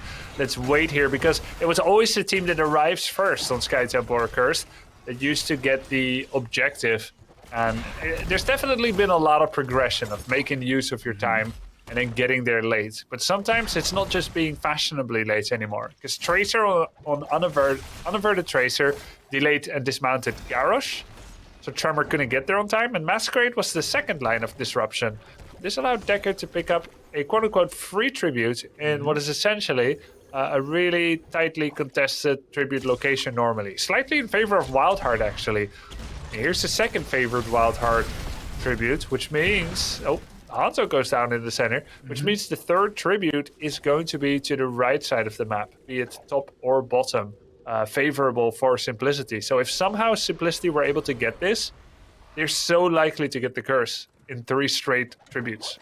With the kill onto Hanzo and him dead for the next second or so, this is looking good for Simplicity, but Tremor does not want to allow that to go out for free. Tremor gets a free stack on his level 1. Hogger with the bounce into Weary Day's face. Lurking Arm delays out Masquerade unaverted, continuing to poke at the enemy Garrosh as the Pulse Bomb comes through as well. Tremor getting a lot of damage applied. Burrow charge back from the Anubrak. I think there was maybe a Hanzo poking as well, but he agilities over the wall. 8 up on both sides and levels. Slight experience lead to the side of Simplicity as another scatter arrow delays out Masquerade. There's the Indomitable. There's a lot of damage. Legacy, the old man. Is he going to be sent to the retirement home? Yes. WildHeart finds their first kill. And Mason Blaze going to get thrown into the enemy team. A little bit of a DIY leaping strike, if you will.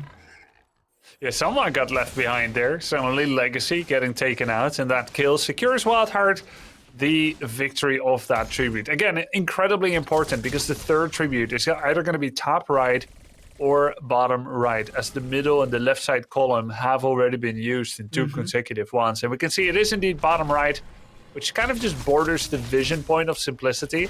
Generally, good for the red side team or the orange team, as you guys are seeing it at home. Good for the right side team either way. Now there's going to be a double boss capture. I love the days, because you're bringing this up right now, and so long time ago, you actually didn't have the preview on the map of where the objective would be. You had to do what Grubby's talking about. Essentially, every objective phase has 3 rotations, and then it randomizes again. The first objective will always be in top center or bottom center. And then after that, there's basically...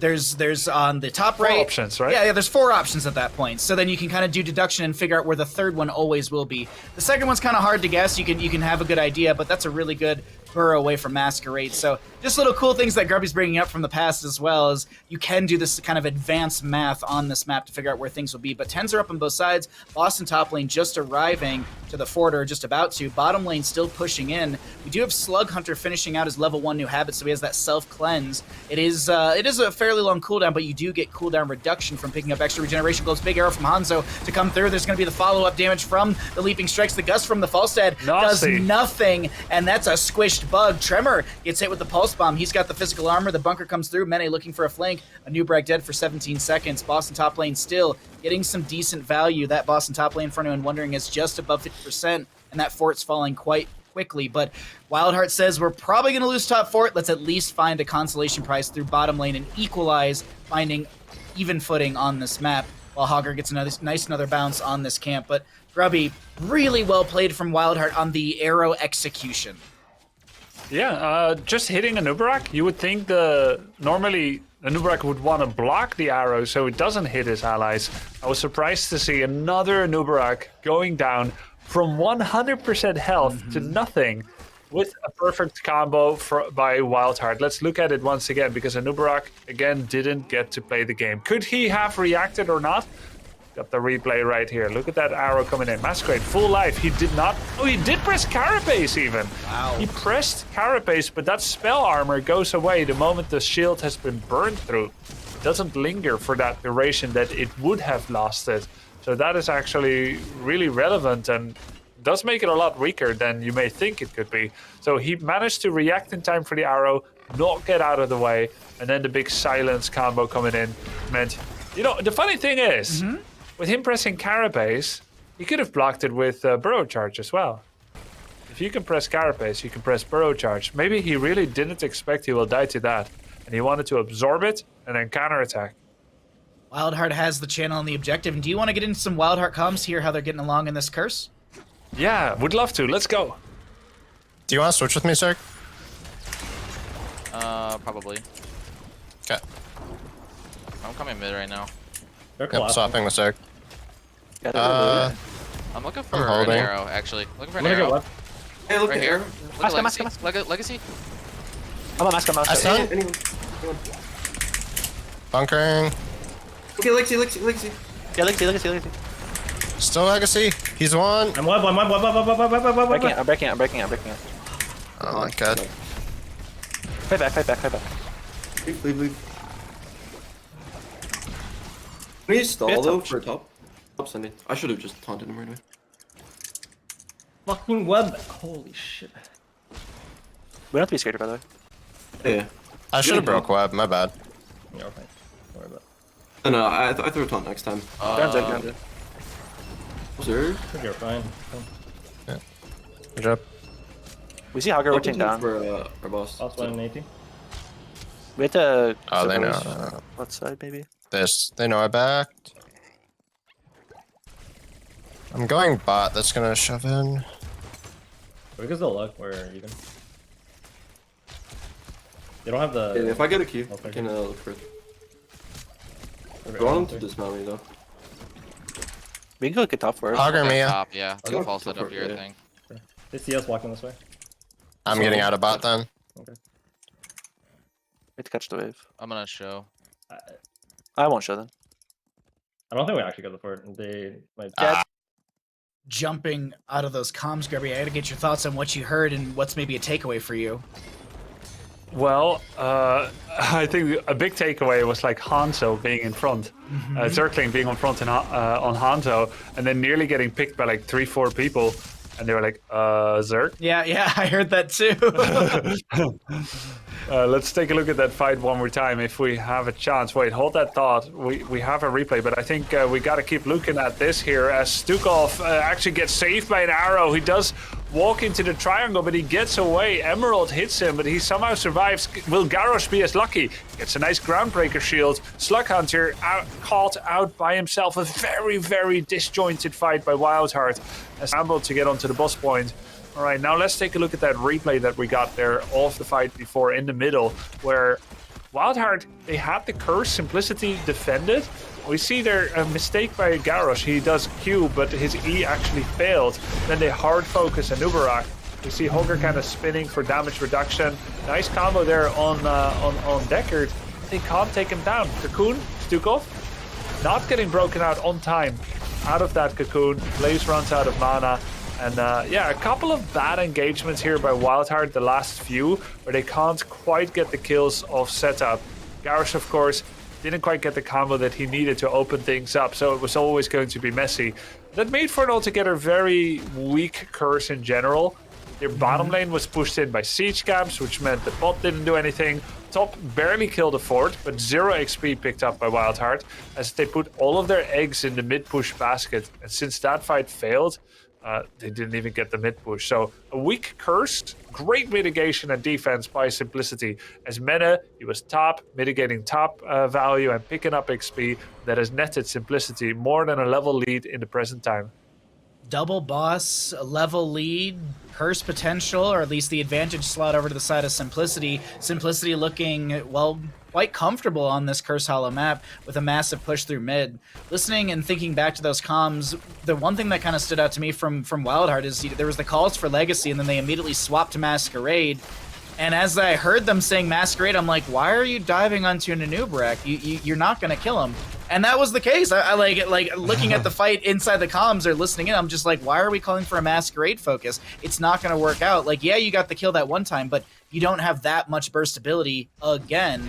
And then when we heard the calls for Legacy, it was already kind of disjointed. Hanzo over the wall, there's a Cocoon onto Weary Day. So it feels like that Towers of Doom game where just WildHeart, they're just unsure, it's seemingly in some of these fights, of just how to engage and how to really layer the abilities to get the kills. But as we have another objective phase up and available, this could be the curse for the side of Simplicity. Oh my god, where did Hanzo even go?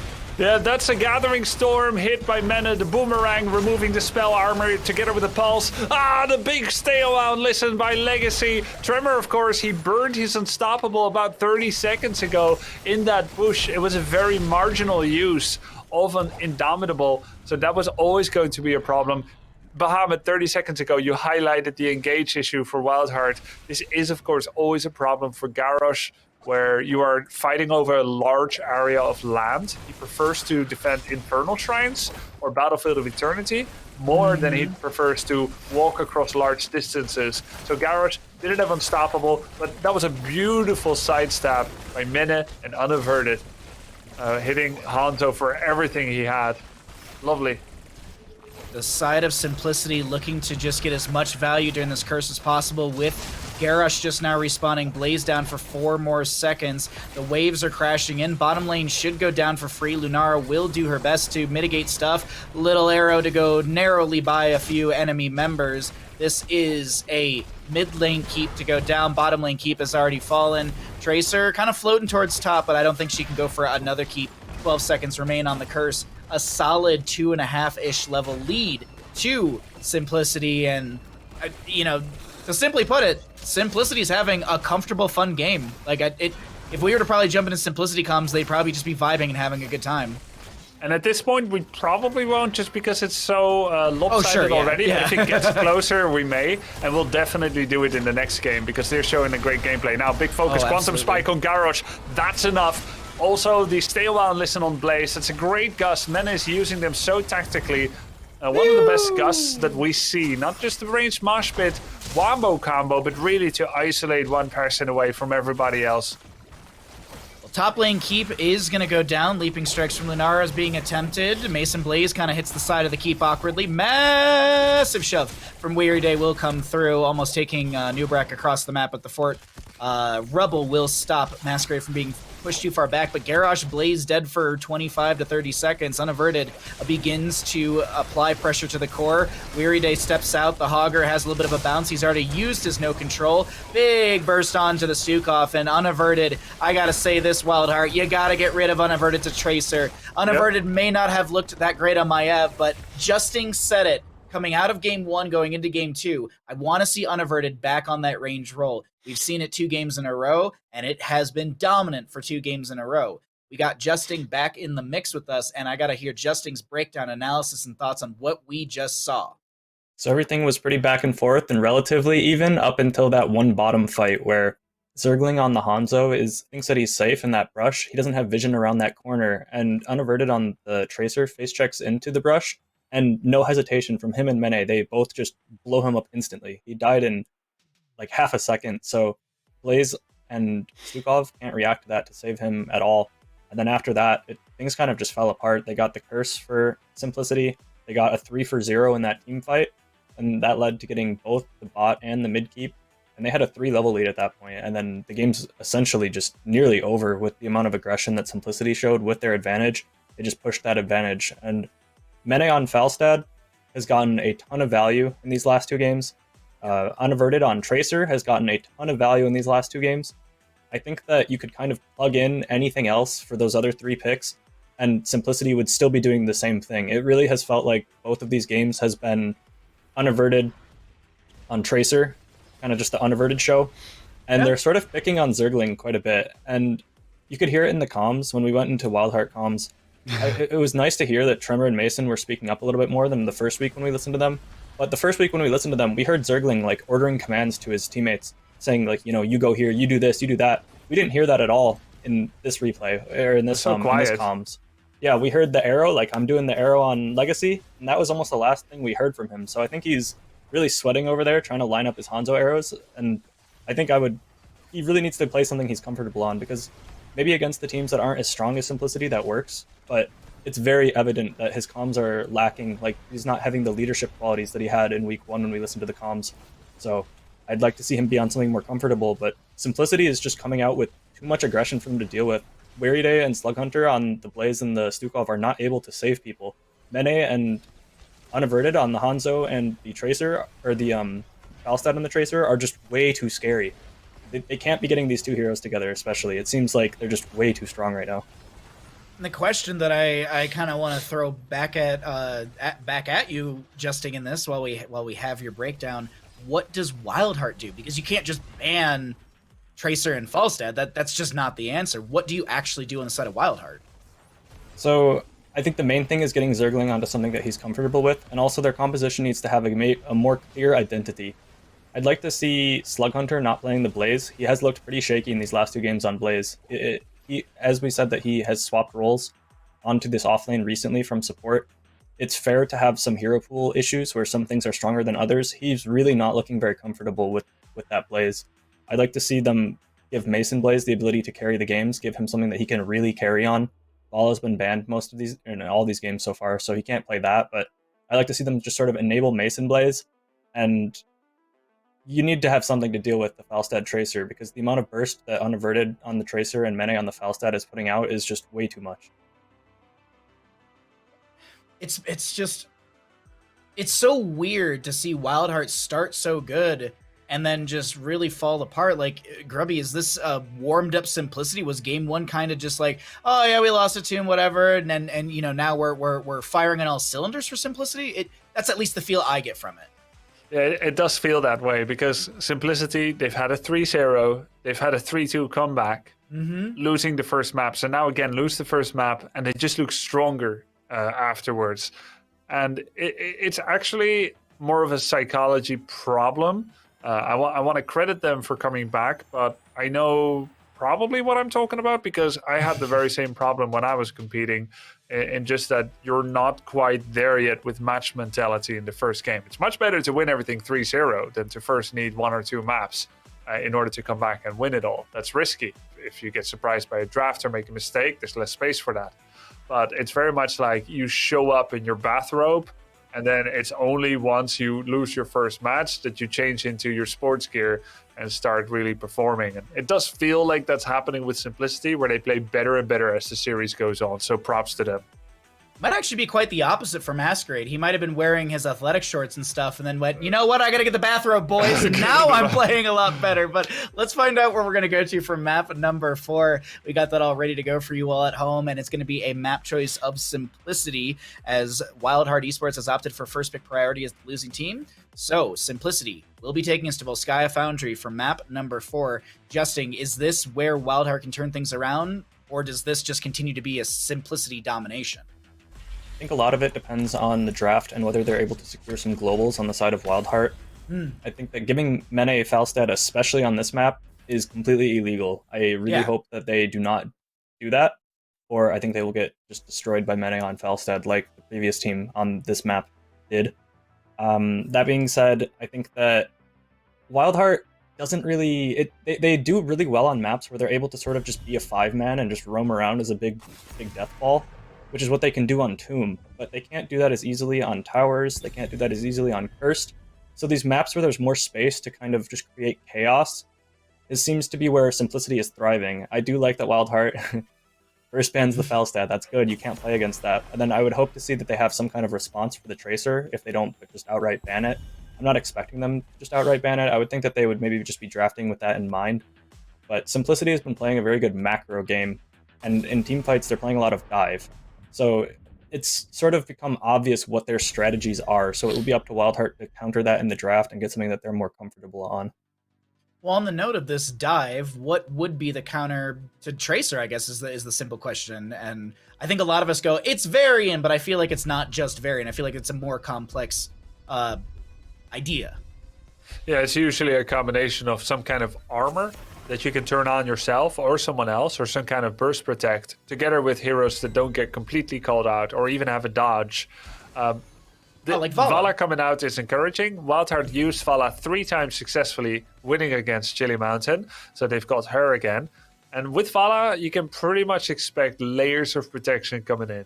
So I think we're thinking of maybe a Stukov, we're thinking of maybe an Uther, both of who can offer physical armor and big burst heals, and maybe even multiple supporters, which means Simplicity should like to play another macro game. They don't only have to kill the backline, they can play macro, they can keep people busy with Stukov, Johanna, and 1 DPS, and then just push the side lane with 2 players like Leoric, Falstad normally, but now of course that's not possible. Is there anything else that Meta could use that can push the side lane as safely as Falstad? I'm not sure Gul'dan can do it. Sylvanas, he doesn't really play that. Maybe at 20 Gul'dan can do that if he has the summoning circle, but that's not exactly the ideal time period to be split pushing, so I'm not expecting that. On that demonic circle, I have said this in Discords, and I think it'd be a really cool concept. I feel like demonic circle should be baked into Gul'dan baseline, much like Jaina improved Ice Block. Like, deal 20,000 heroic damage, and you get like demonic circle. I feel like that'd be so cool for Gul'dan. Anyway, sorry, just little thing. I want to patch your Heroes of the Storm so bad because I want to see some changes, but unfortunately, it's not the case. And unfortunately for the side of WildHeart, they can't go for that extra layer of protection because Grubby was talking about, Uther and all these other supports that can really help out. Zarya was the first thing that came to my mind, and no Zarya, no Tracer, an Overwatch ban from both of these teams, Grubby. Yeah, I think both of those bans make a lot of sense. Not Tracer in the first ban rotation, like Justin kind of doubted that was the right play. But getting it in the second rotation makes a lot of sense. Now, there may be less requirement for Vala to have a second support, but the Zarya pickup in bans is also very smart for Simplicity. Oh, yeah. They want to put them on something weird, like, what are you going to support Vala with when it's not Zarya? Are you going to actually grab an Abathur, or is it going to be 2 proper main heal supports, like another Uther, another Malf? That'd be weird. Main tank Uther? Oh yeah, please, Justin. Oh yeah, maybe. Yeah, if Tremor plays it, main tank Uther would be something that would be decent. It's really impressed by Simplicity. Definitely did their research. They ban away the Junkrat and the Medivh, which are both really strong picks, but they're also Zergling's Comfort. And then they second or third rotation, they ban away Zarya. I think that was the best ban they could have possibly had. I don't doubt that WildHeart would have taken the Zarya for Zergling if it was available. I think that with Zergling picking the Nazeebo, we are seeing that hero pool being targeted. The fact that he's going back to Nazeebo, not on Tomb of the Spider Queen, a map where that's a common thing that we see, but here on Volskaya, where they need more protection for their Vala as well, and they still go the Nazeebo. Mayon Tremor, that makes sense. They have a defensive protect the Vala composition. Mene with the Zagara. I'm a fan of Zagara. I guess this is his replacement for Falstad. I don't expect he'll go the Nidus, but you did say what else can he play that can do that, and Zagara is, I guess, a budget version of the Falstad here, so he's got that. I like the Mei I like the Mei for Tremor, but really feels like they targeted Zergling in this draft, and I like that a lot. It's smart research done by Simplicity. This is an interesting draft from either side. I'll get into my prediction and once we get into the game, but Justin, I got to get your thought. Who do you think wins this? Is this going to be a Simplicity 3-1 victory? It's certainly possible. I don't think that Zagara is the best matchup into Mei in particular. She has her ice block, and she's not as stationary as a lot of the tanks are. She's a lot more mobile, and I mean, she's even ranged, so I don't think that the Zagara in team fights is going to get too much value. So Mene will definitely not have the impact I would suspect that he has on Falstad, and they did get Mason Blaze on the Vala, and I did say that I wanted to see Mason Blaze on something that he could carry with. So I think there's a lot of factors on both sides kind of contending here. I'm slightly in favor of WildHeart just because I think that they have some of the tools to enable Mason Blaze to carry the game, and Slug Hunter's not on the Blaze, which I like. So slightly WildHeart favored in my opinion. Alrighty, Justin. Well, we'll see if you're correct after the game, as we got Mason Blaze actually on the Vala doing a little dance to start things out here on Volskaya Foundry, and we'll see if WildHeart can take us to a map number 5 with Mason Blaze on the Vala, Tremor to play Mei, Weary Day on the Anduin, the Zebo to be played by Zergling, and Slug Hunter on the Dahaka. Over in the red, looking, as I said, to close things out in a 3-1 fashion through Volskaya, we got Simplicity, Legacy on the Stukov, Masquerade to play Joanna, Mene on the Zagara, Fancy Pants on the Blaze, and Unaverted to play the Hanzo. I doubted Mene Zagara a week or so ago on a Cursed Hollow Grubby, and I am not going to make that mistake again, so I'm going to go for a Simplicity win. I think they've actually built the momentum in this series. As much as I love a game number 5, I feel like Simplicity, they want to close this out in a solid, quick Volskaya Foundry game. But what do you think about the draft, the map, what we could see for our 4th map? Yeah, Bahamut, I agree with everything you said except quick Volskaya. I'm not sure that's possible. You know what's funny is I said that word and I was just like, yeah, Bahamut, you're wrong on that one. Your nose grew. But for the rest, definitely agree. Like, traditionally, I would say WildHeart's draft and level is good enough to win this one. But then Zagara, kind of this oddball pick, not the best team fighter, not the worst. I think that's just going to be a key pick here. Just a tech pickup that's going to deal structure damage, directly playing into the win condition of the game. Not so much a team fight, 5-on-5 hero, just win condition. And what is that? It's structures. One structure after the other until the core falls. And that is a way to play. And it's not just a team fight or rapid rotations. A lot of different play styles coming out here from Simplicity, actually, in the different games. They're looking very flexible. Menace hero pool, not as big. He's dropped the heroes that gave them trouble in the first series against Diamond Hands, and is now fully either Zagara Falstad on the split push or Gul'dan for the team fight or Kel'Thas. So definitely a different hero pool than literally everyone else in the league, but it's working for them, and I think it'll work for them here. Might have the 3-1, but we'll see. Could potentially have that as well. And speaking of adaptations, we actually have Blaze taking something that we don't often see, is that Neuro Stim Pack at level 1. Activate to gain 40 mana and cause basic abilities to cool down at, basic ability cooldowns to recharge 100% faster for 5 seconds, has a cooldown of 30 seconds. So cool adaptation for the Blaze right there. And the big thing that I want to talk about really quickly on the talent side of things is the questing from Hanzo. Grubby, we're about 2 minutes into the game, a little over. Unaverted's already done with level 1. What's also going to be done is Legacy's health pool, and First Blood does go over to WildHeart, but I do have to sing the praises. It's not easy to get those 20 stacks that early in the game. Yeah, that's actually crazy. And his very first scatter was 4 scatters into Mason Blaze's Vala in the mid lane. So really satisfying as a Hanzo when you're getting that many that early. Nice job by him. Unaverted Hanzo is insane. Let's see which heroic he's going to be going for. Kind of thinking which one is best here. Most likely it's the arrow.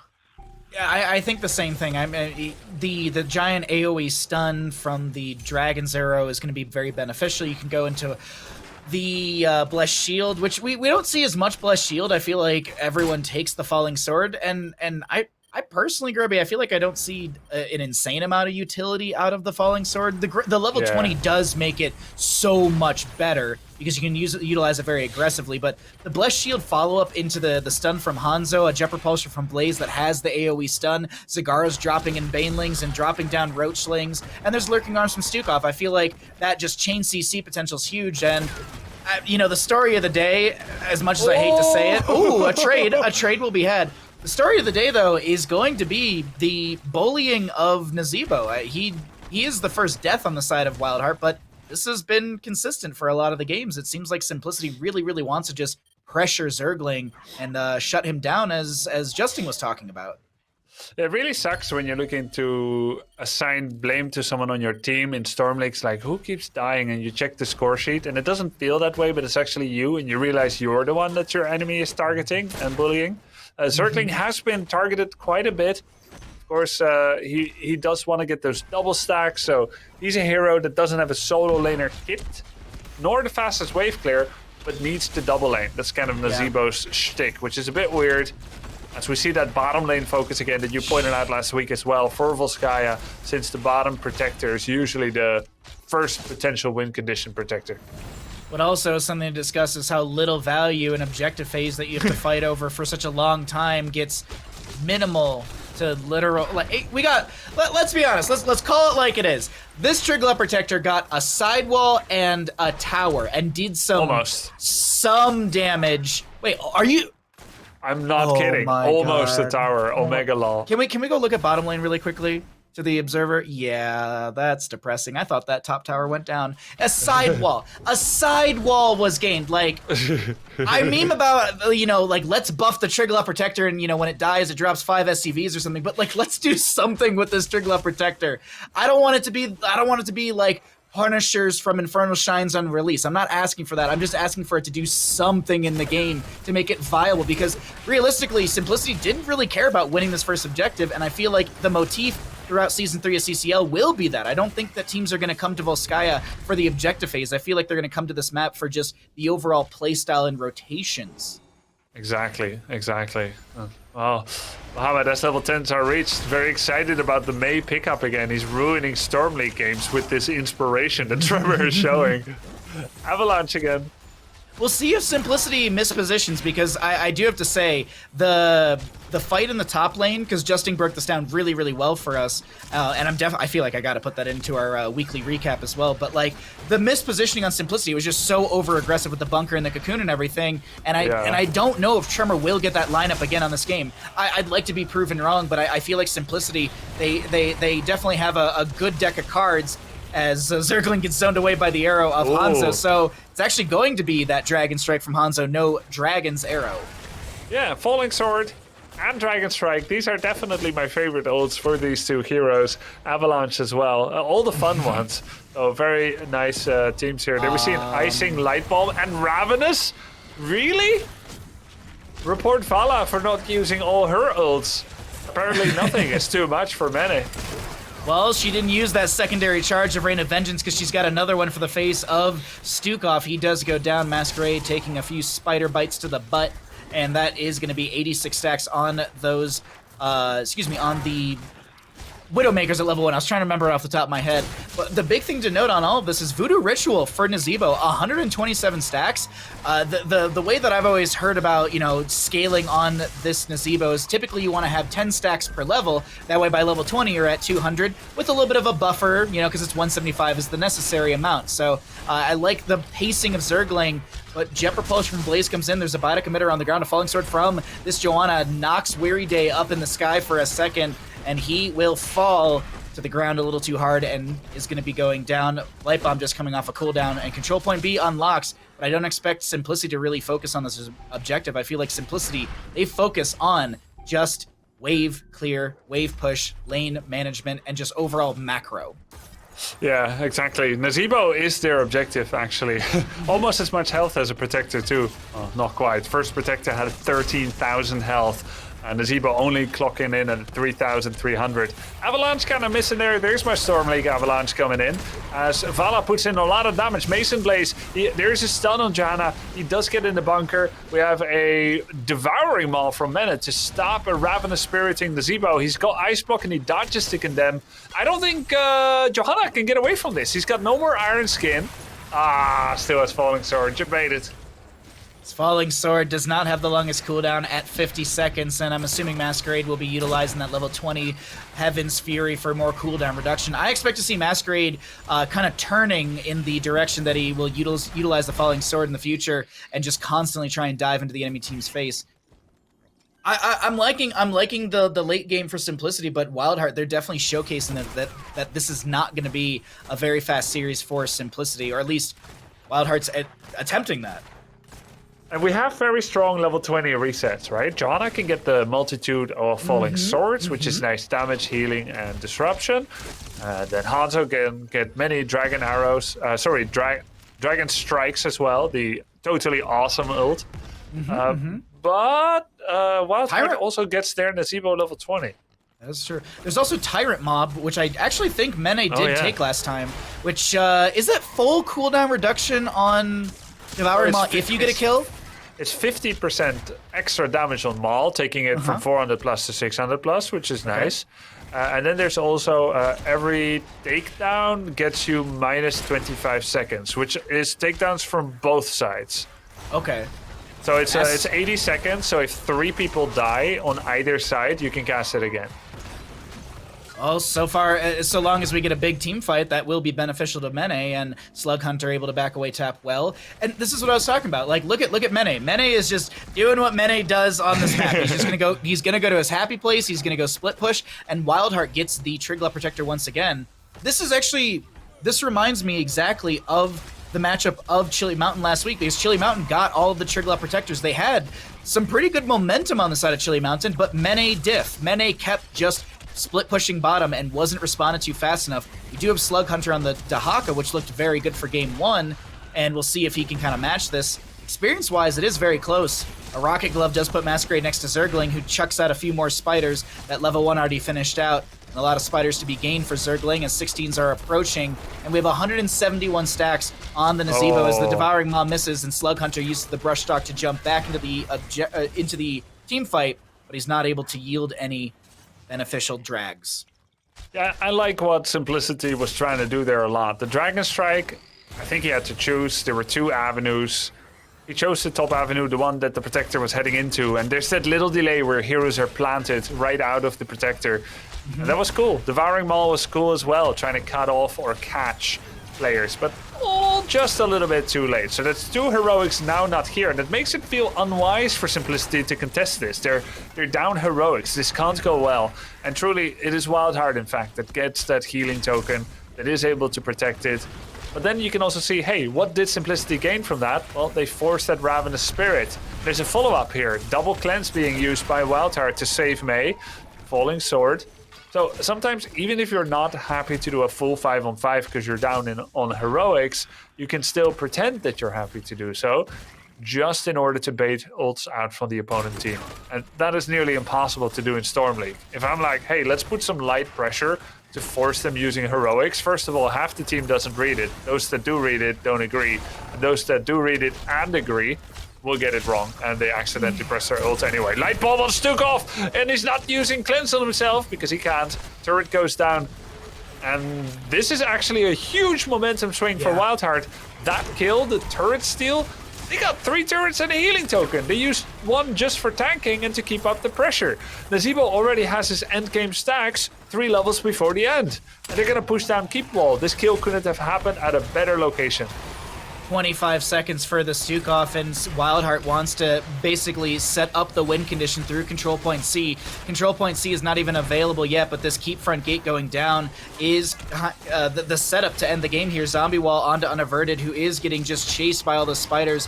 With the spider build, you do have a lot of single target damage if you land that, but here comes an arrow from the Hanzo. Burrow from the Dahaka has the Tunneling Claws. He also does have that level 4 Lurker Strain, as more spiders will be utilized onto Blaze. That Keep in the bottom lane, I believe, took like a sliver or so of damage, and Masquerade steps in, Zombie Wall to block Masquerade from stepping in.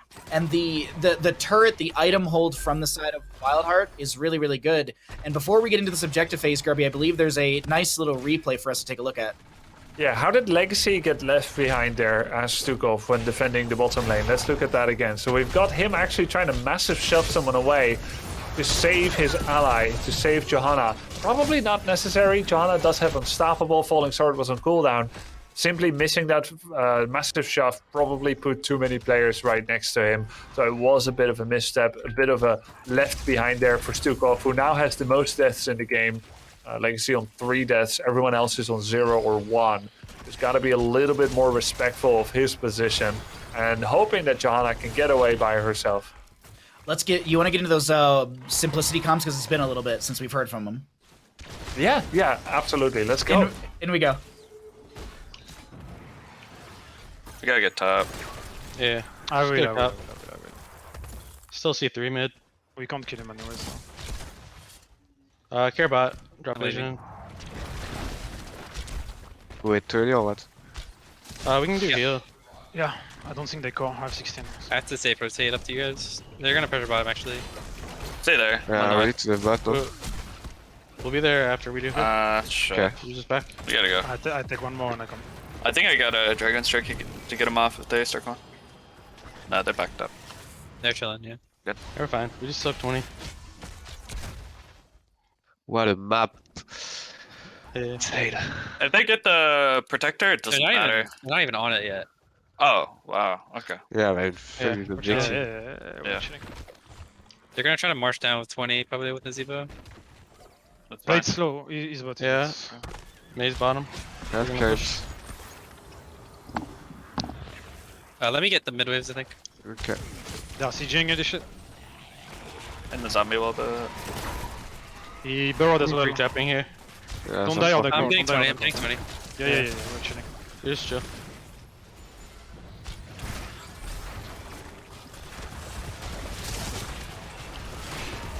I should be good, huh? Just I have trait. On the way. Look for a Dragon Strike here. We 20 now. We can. Yeah, yeah. There we go. We can look. Take it Still out, take it mid. out, it's okay. They got away from it, no big deal. Do we wanna force? We can do our turret quick before. Yeah, we Yeah, should we did wait turret. for the- Yep. I need like a scatter or two before I get a. If they come, we CDR fight. bar. Yeah. Maze below. Yeah, of course. We're the stronger team now.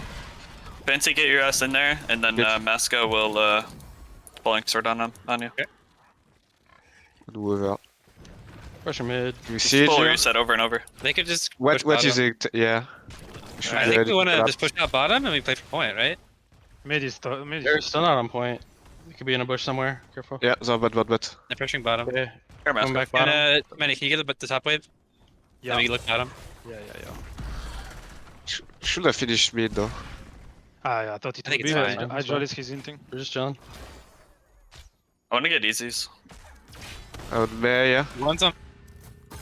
There were so many moments in there, Grubby, where I was like, "Ooh, will WildHeart engage? Will Simplicity defend?" But I think we did get a good insight into just how they're shot calling and communicating. And I do like, we talk about this often, opening up the comms, because there was that moment where Masquerade got zombie walled, and everyone went quiet. Not because Masquerade got zombie walled and he was going to die. It's just they wanted to give the opportunity for Masquerade to communicate what needed to happen. He had the biotic emitter. He had healing from Stukov next to him. He, I believe, had falling sword, and he's like, "I get out of this. I'm fine." And I just like that open air, that calm communication we're getting from Simplicity in those kind of scary-ish moments.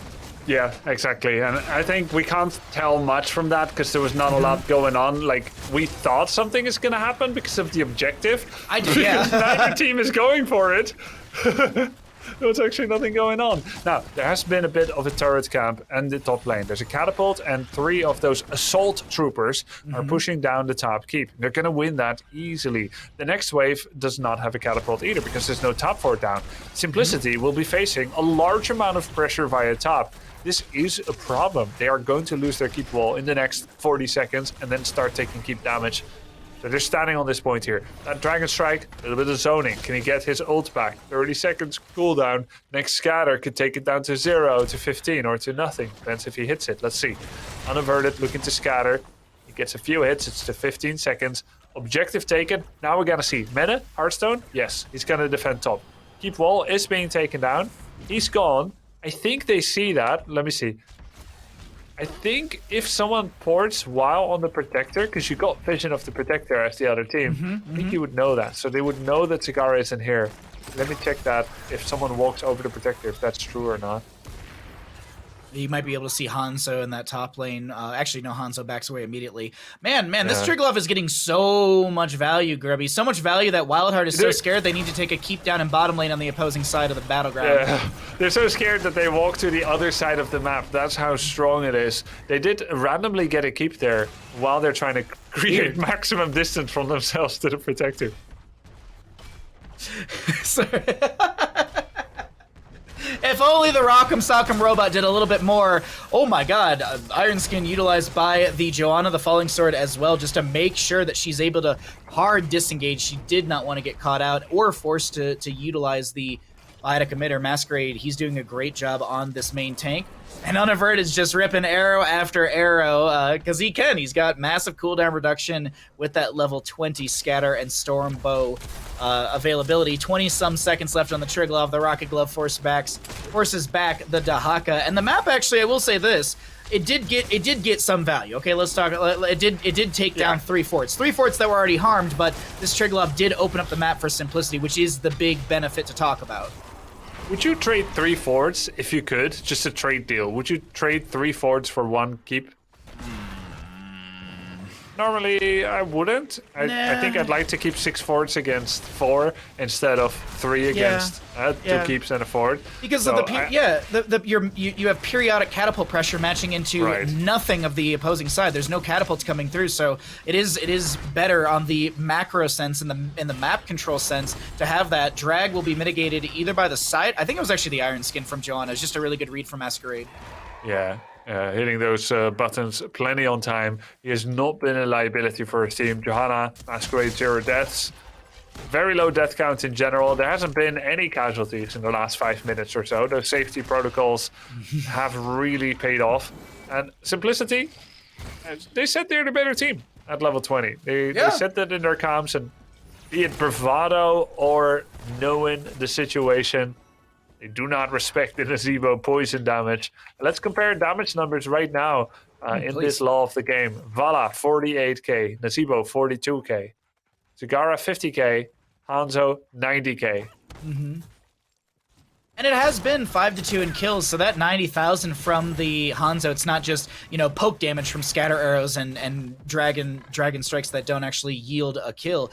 We have seen a couple kills here and there for Simplicity, but the one thing that we really haven't discussed is the kind of the gargantuan in the room, if you will, the Nazebo, because he is still scaling. He doesn't stop scaling, and I feel like that could be an issue late game as Nazebo. It's just health and mana. It's just health and mana, right? Well, like it's not bonus damage. Well, doesn't but the Vile Infection keeps scaling as the game goes on, right? Or like levels? It's minimal, but maybe damage. I thought it'd be scaling a little harder. Everyone's damage and health goes up, so the only thing that he gets that is progressively more than the average amount of scaling that everyone gets is if he continues to get a higher than average amount of minions, then his health and mana is scaling on average a bit higher. But not the biggest of deals. If he's isolated, he's going to get taken down. His health pool, 5.3k. That is a lot more than Vala, 3.3, but it's not going to win the game. It's like a less. It's about 1,000 less than Masquerade or Mace. Or Tremor on the Mei. Like it's like 1,000 less than a main tank. So yeah, he's bruisery, if you will. I'm looking at the Dahaka in comparison, about 600-ish in 600 less than Dahaka, but the scaling, it continues, and we'll see what happens. Control point A, the second one, we are going to have our 4th potential Triglove of the game, and this could be game winning for either side. It does deal quite a bit of damage. Zergling caught in the oil slick, but he's not going to get picked off, and I believe almost everyone in this game has an item except for Mason Blaze. Poor Mason Blaze didn't get a party gift. And pants too. Just oh no, they didn't get party. Like they ran out of party gifts, and they just didn't have. Hunter. So it's 4 versus 3. Okay. Triple token for WildHeart, triple turret into double heal, double token, double turret. Ravenous Spirit does end a little early right there. Canceled by Zergling. He didn't want to get caught out by the Joanna, but that's a lot of damage poked into Zergling and Slug Hunter. The well is still available in mid. No camps pushing in any other lanes, and it's just a raw fight to break out. Slug Hunter getting a little bit low here. Joanna does have the availability of the fortification, the Biotic Emitter camp. Slug Hunter stood still there with the drag to try and get some damage. Just an avalanche from Mei might have disengaged 1 or 2 enemy members, but it's not going to be enough. This objective phase held by WildHeart, but it's not over just yet. I think Simplicity is actually slowly winning this, despite the non-stop catapult pressure via bot. If it looks like if WildHeart is going to win this, it's going to be off the back of the Haka, basically. Because in the fights, they just burned 3 heroics from WildHeart. while using none of their own, none that can't come back very easily anyway, as Hanzo keeps letting it rip. I'm waiting patiently for just the engagement, Grubby. I feel like I said this yesterday with some of our matches that are that get so very tense, and this very much feels that way, especially like when we had that reverse sweep yesterday. It's like, okay, it's like whoever makes the big mistake here, that's going to be the end of the game, because death timers are long and siege potential from either side is available to win the game. A little bit more is necessary for Simplicity as they back off the point, giving WildHeart channel once again. Actually, not full channel. We have an arrow from Hanzo zoning out Slug Hunter. Channel going back to the side of Simplicity. It's very back and forth on this one right now. Some oil slicks out from Fancy Pants, trying to slow down the enemy side. We have a Jet Propulsion connecting to Slug Hunter. There will be a condemn from the Joanna. Turrets we everywhere. do see so many turrets, so many fortification camps available, overlapping. Bunker down from the Blaze Ravenous Spirit, slapping its way through the enemy side. Doesn't deal enough damage for a kill, but a very low Joanna pops the Falling Sword, chasing onto Tremor. Tremor gets the Cryo Freeze at the last second. It actually might have been the level 20 activated, that Flash Freeze. I'm going to check really quickly. Yes, Flash Freeze was the reason that Tremor lived. He still has the Cryo Freeze, actually popping it just now to get a little extra HP. And here is a Trigla Protector, where the bar, there's so much HP, the bar is a solid color. There's no individual ticks in between to showcase 500 HP marks. This is 40,000 HP on the Trigla Protector. It deals 505 standard damage, and into structures, 757. Can WildHeart make the defense happen on Volskaya Foundry and continue this best of 5? Or does the Simplicity roster close this out? It's tense. It's tense, Grubby. Yeah, Darka is mounting some top lane pressure, or dismounting the top lane pressure. Mason Blaze got that bonus range at level 20, and he's got the Manticore that's going to help a lot. 40k HP on the Protector has turned into 30k. It's now turning into 25k. Looks like a keep kill is in the cards, but a core may be a bridge too far. We shall see. We have the Haka kind of disrupting Johanna on the backline, getting a drag tongue without any real hope of killing Masquerade, to be sure. As Meta gets a big, what's it called? Envenomed Spines, 590 poison damage on the singular auto attack every 30 seconds. Now they're going to go kill the Fountain. The Protector has pretty much outlived its usefulness, and the map is relatively balanced. It's double keeps. Still no kill in the last 12 minutes. And everything has equalized. Yeah, it's even footing on this map right now. Just looking through some talents, and you know what, Grubby? While we're kind of sitting into what I'm assuming is going to be another lull in the game, I gotta ask you, what is the hardest questing talent in your opinion? Because I feel like top 3, maybe even top 2. Bile Drop from Zagara is such a hard talent, because it's just, even as the skill range increases, people are really going to be aware of where that Bile Drop falls, and just getting those 12 stacks feels so difficult. Yeah, I think Crash Lightning would have completed by now, but I also rate it very difficult. But same. It would have probably completed by now. Yeah, Bile Drop is definitely one of the hardest. Luckily, you don't need to complete it to be useful, but it's definitely helpful. It gives you another Roachling, which gives you more percentage damage from your level 16 Corrosive. Slug Hunter got chunked by Unaverted, but there's no actual kill to be found. Jet Propulsion to follow up. The Joanna condemned. There's a lot of damage onto this May, and the Falling Sword Lightning Fury damage is going to be what yields the kill. That's huge for the side of Simplicity. I had said that one kill could really snowball things, and look at Simplicity's positioning. They're moving towards bottom, or are they looking to actually just open up mid? The rotation led me to believe that it was going to be an attempted end, but I think they're just trying to open up the map even further on the Simplicity side. And I think they want to keep here. With May dead, what is there really? We've got like a speed burrow charge with Light Bomb Engage. If Masquerade plays it right, that should not be possible. He can save himself or anyone without May there. Does take a lot of damage there from Mason Blaze. Look at how safely Mason Blaze is playing this. He does not want to get engaged on by Stukov, getting mauled by Zagara or anything like that. And the keep is going down. Simplicity gets the first kill in 15 minutes, and it nets them another keep. Double keep in the last, I would say, 3 to 4 minutes for Simplicity, who are building some very good late game momentum, opening up the map further and further. Control point B, the second one, our 5th Trigla Protector point, should be announced fairly soon. I believe it's like 1.5 to 2 minutes from when the Trigla falls to when we see the announcement. And it's 25 ups. We're approaching 30 minutes on this map, and I believe the tension and the comms are probably... It's probably really, really tense for both side comms, because One misplay from Simplicity, well, that gives the opportunity for WildHeart to end the game, but the same can be said about WildHeart as well. They make a mistake and Simplicity can rush through mid or bottom to end game, and it's a potential collapse on the right side of the map. Oh, they're trying to go for Hanzo. Does he have a jump away point? Light Bomb, he dodges it. Falling Sword would have been there to save him right afterwards. This is WildHeart just saying, we're going to push 5v5. There's a big Dragon Strike coming. It hurts. It hurts. I think you just push here, 5v5. You want to start getting keeps. You can't rely on pickoffs. I like what they're doing here. They've got the range. They've got the poke of Nazeebo. Can't miss spiders on keeps. Just go and try to kill that keep. They're even gonna just Ravenous for it. The zone Stukov away. Oh, Grubby, you can't miss spiders on core. Have you watched my stream? Come on. Or keeps, you know. But, yeah, definitely. It's such a small hitbox. I get it. It's itty bitty. They really need to buff the size of the structure hitboxes. But another control point's up and available. The raw push through top lane yields about 75% of this keep.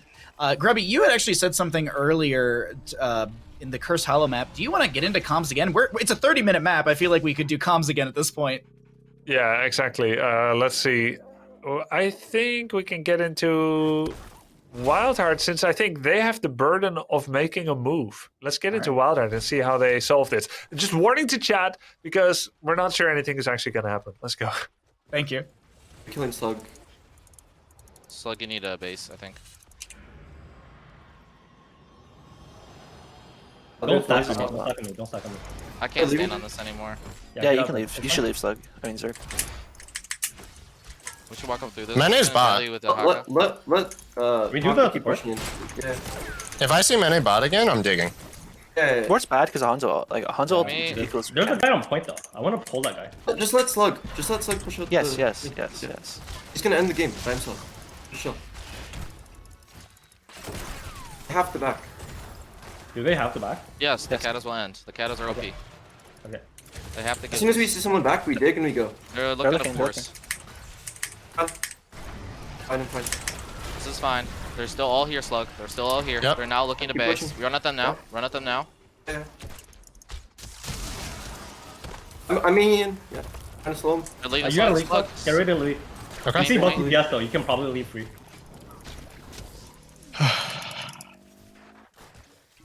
Good. Blaze is bottom. Can we go? You did. I'm digging. Okay. Go. That's falling, right? Yes. You get on point. Get on point. We shouldn't got point. That's falling. He's falling. That's fine. I don't want to stand on point. Can Slug stand that? I can launch him away. We can just get I need to play on You might get wiped. You still have to play fight. Many.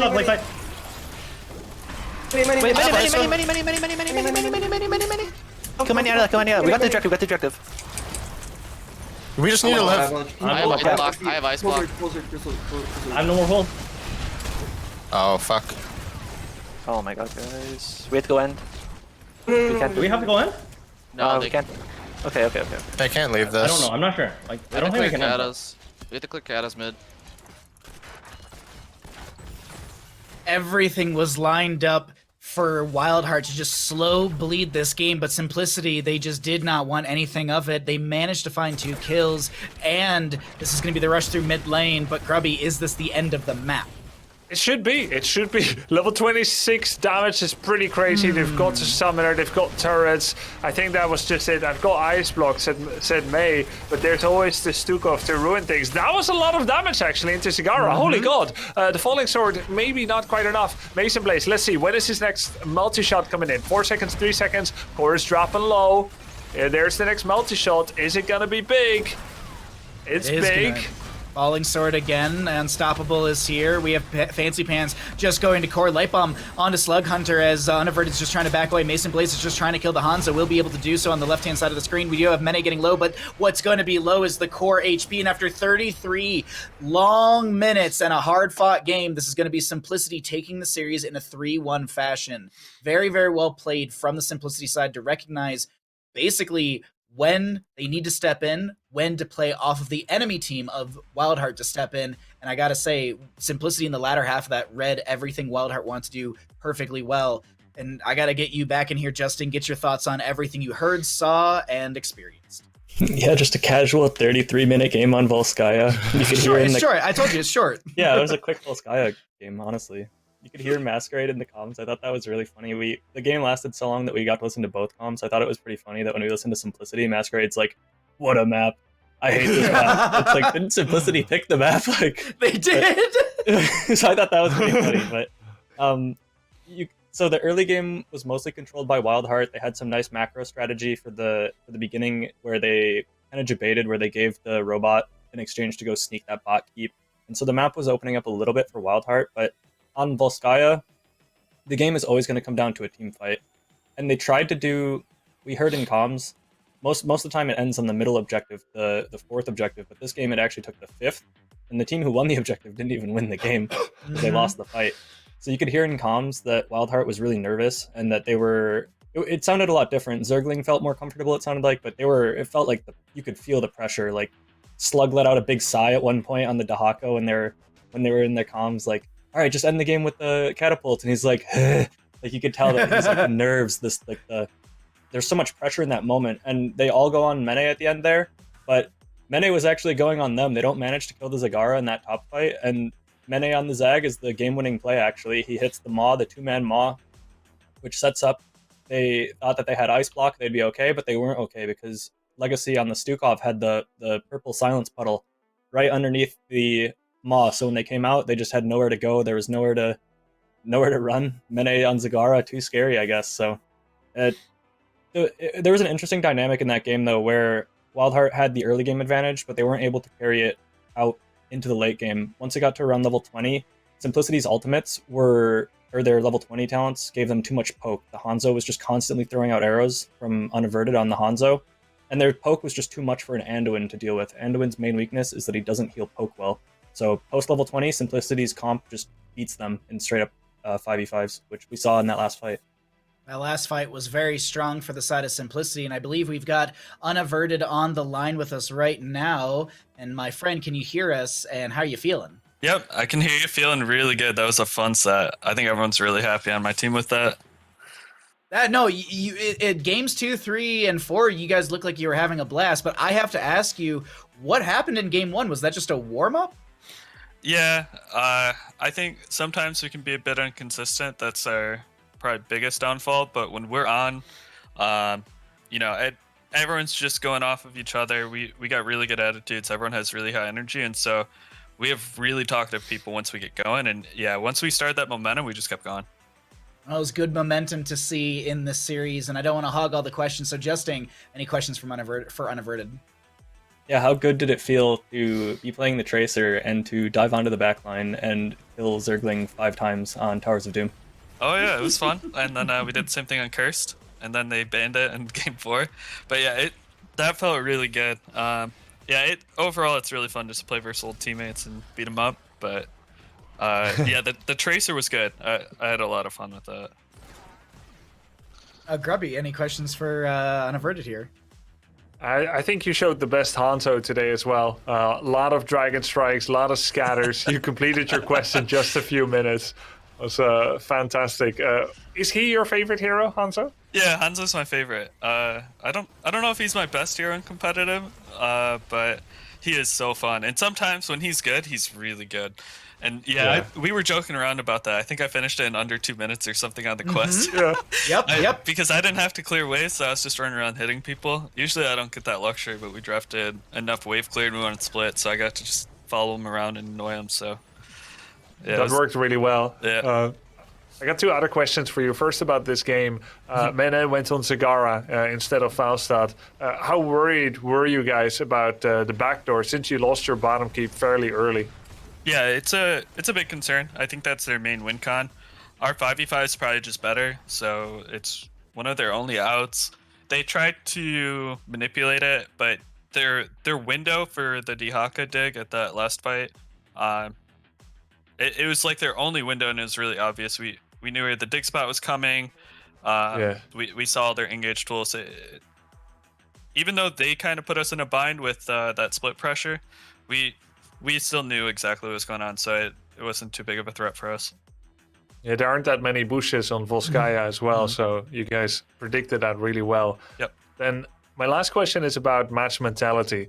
You guys have now got a pattern of losing first maps and then winning. Either way, winning happens. But losing first can be risky. And usually I find that it's a mindset thing. You're just not mentally fired up. You come home from maybe a day of work or you were hanging with friends and then you start and you're not there yet in your mindset. Would you say that's fair and you needed the loss to be active? And do you think it's risky going forward, if it's true?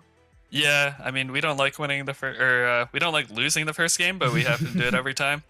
But I think it really is just that we're an adaptive team. We look at what's going on, we do research, we know what they're going to play, and then we get a feel for how the match is going to go. And yeah, I think it's also part of that momentum. So losses don't really hurt our mentality.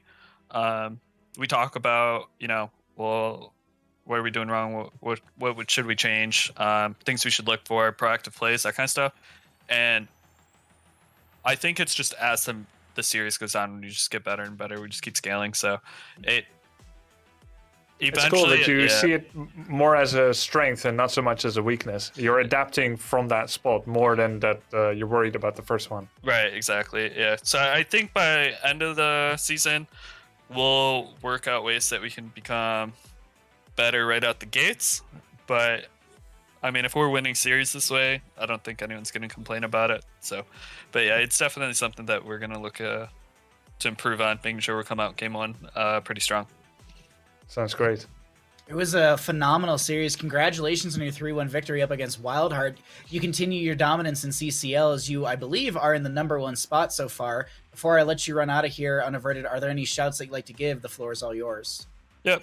Shout out to Simplicity. They've been great to work with. Shout out to WildHeart. It was a really fun set. They're all good friends.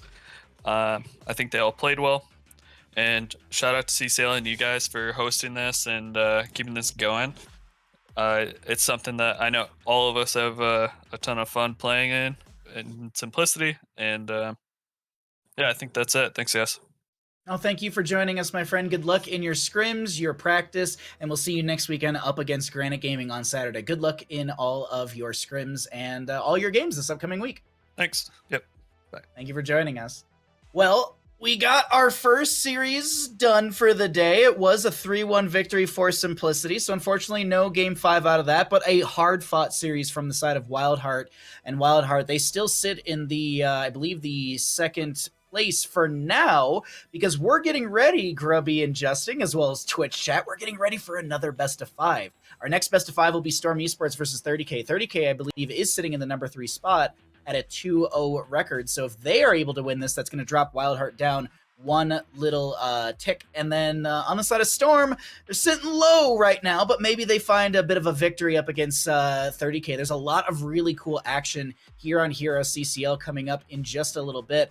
But as always, before we get into our next best of 5, we got to take a little bit of a break. We got to let everyone stretch their legs, get a glass of water, maybe have a fruit leather or two, and, get hydrated as well.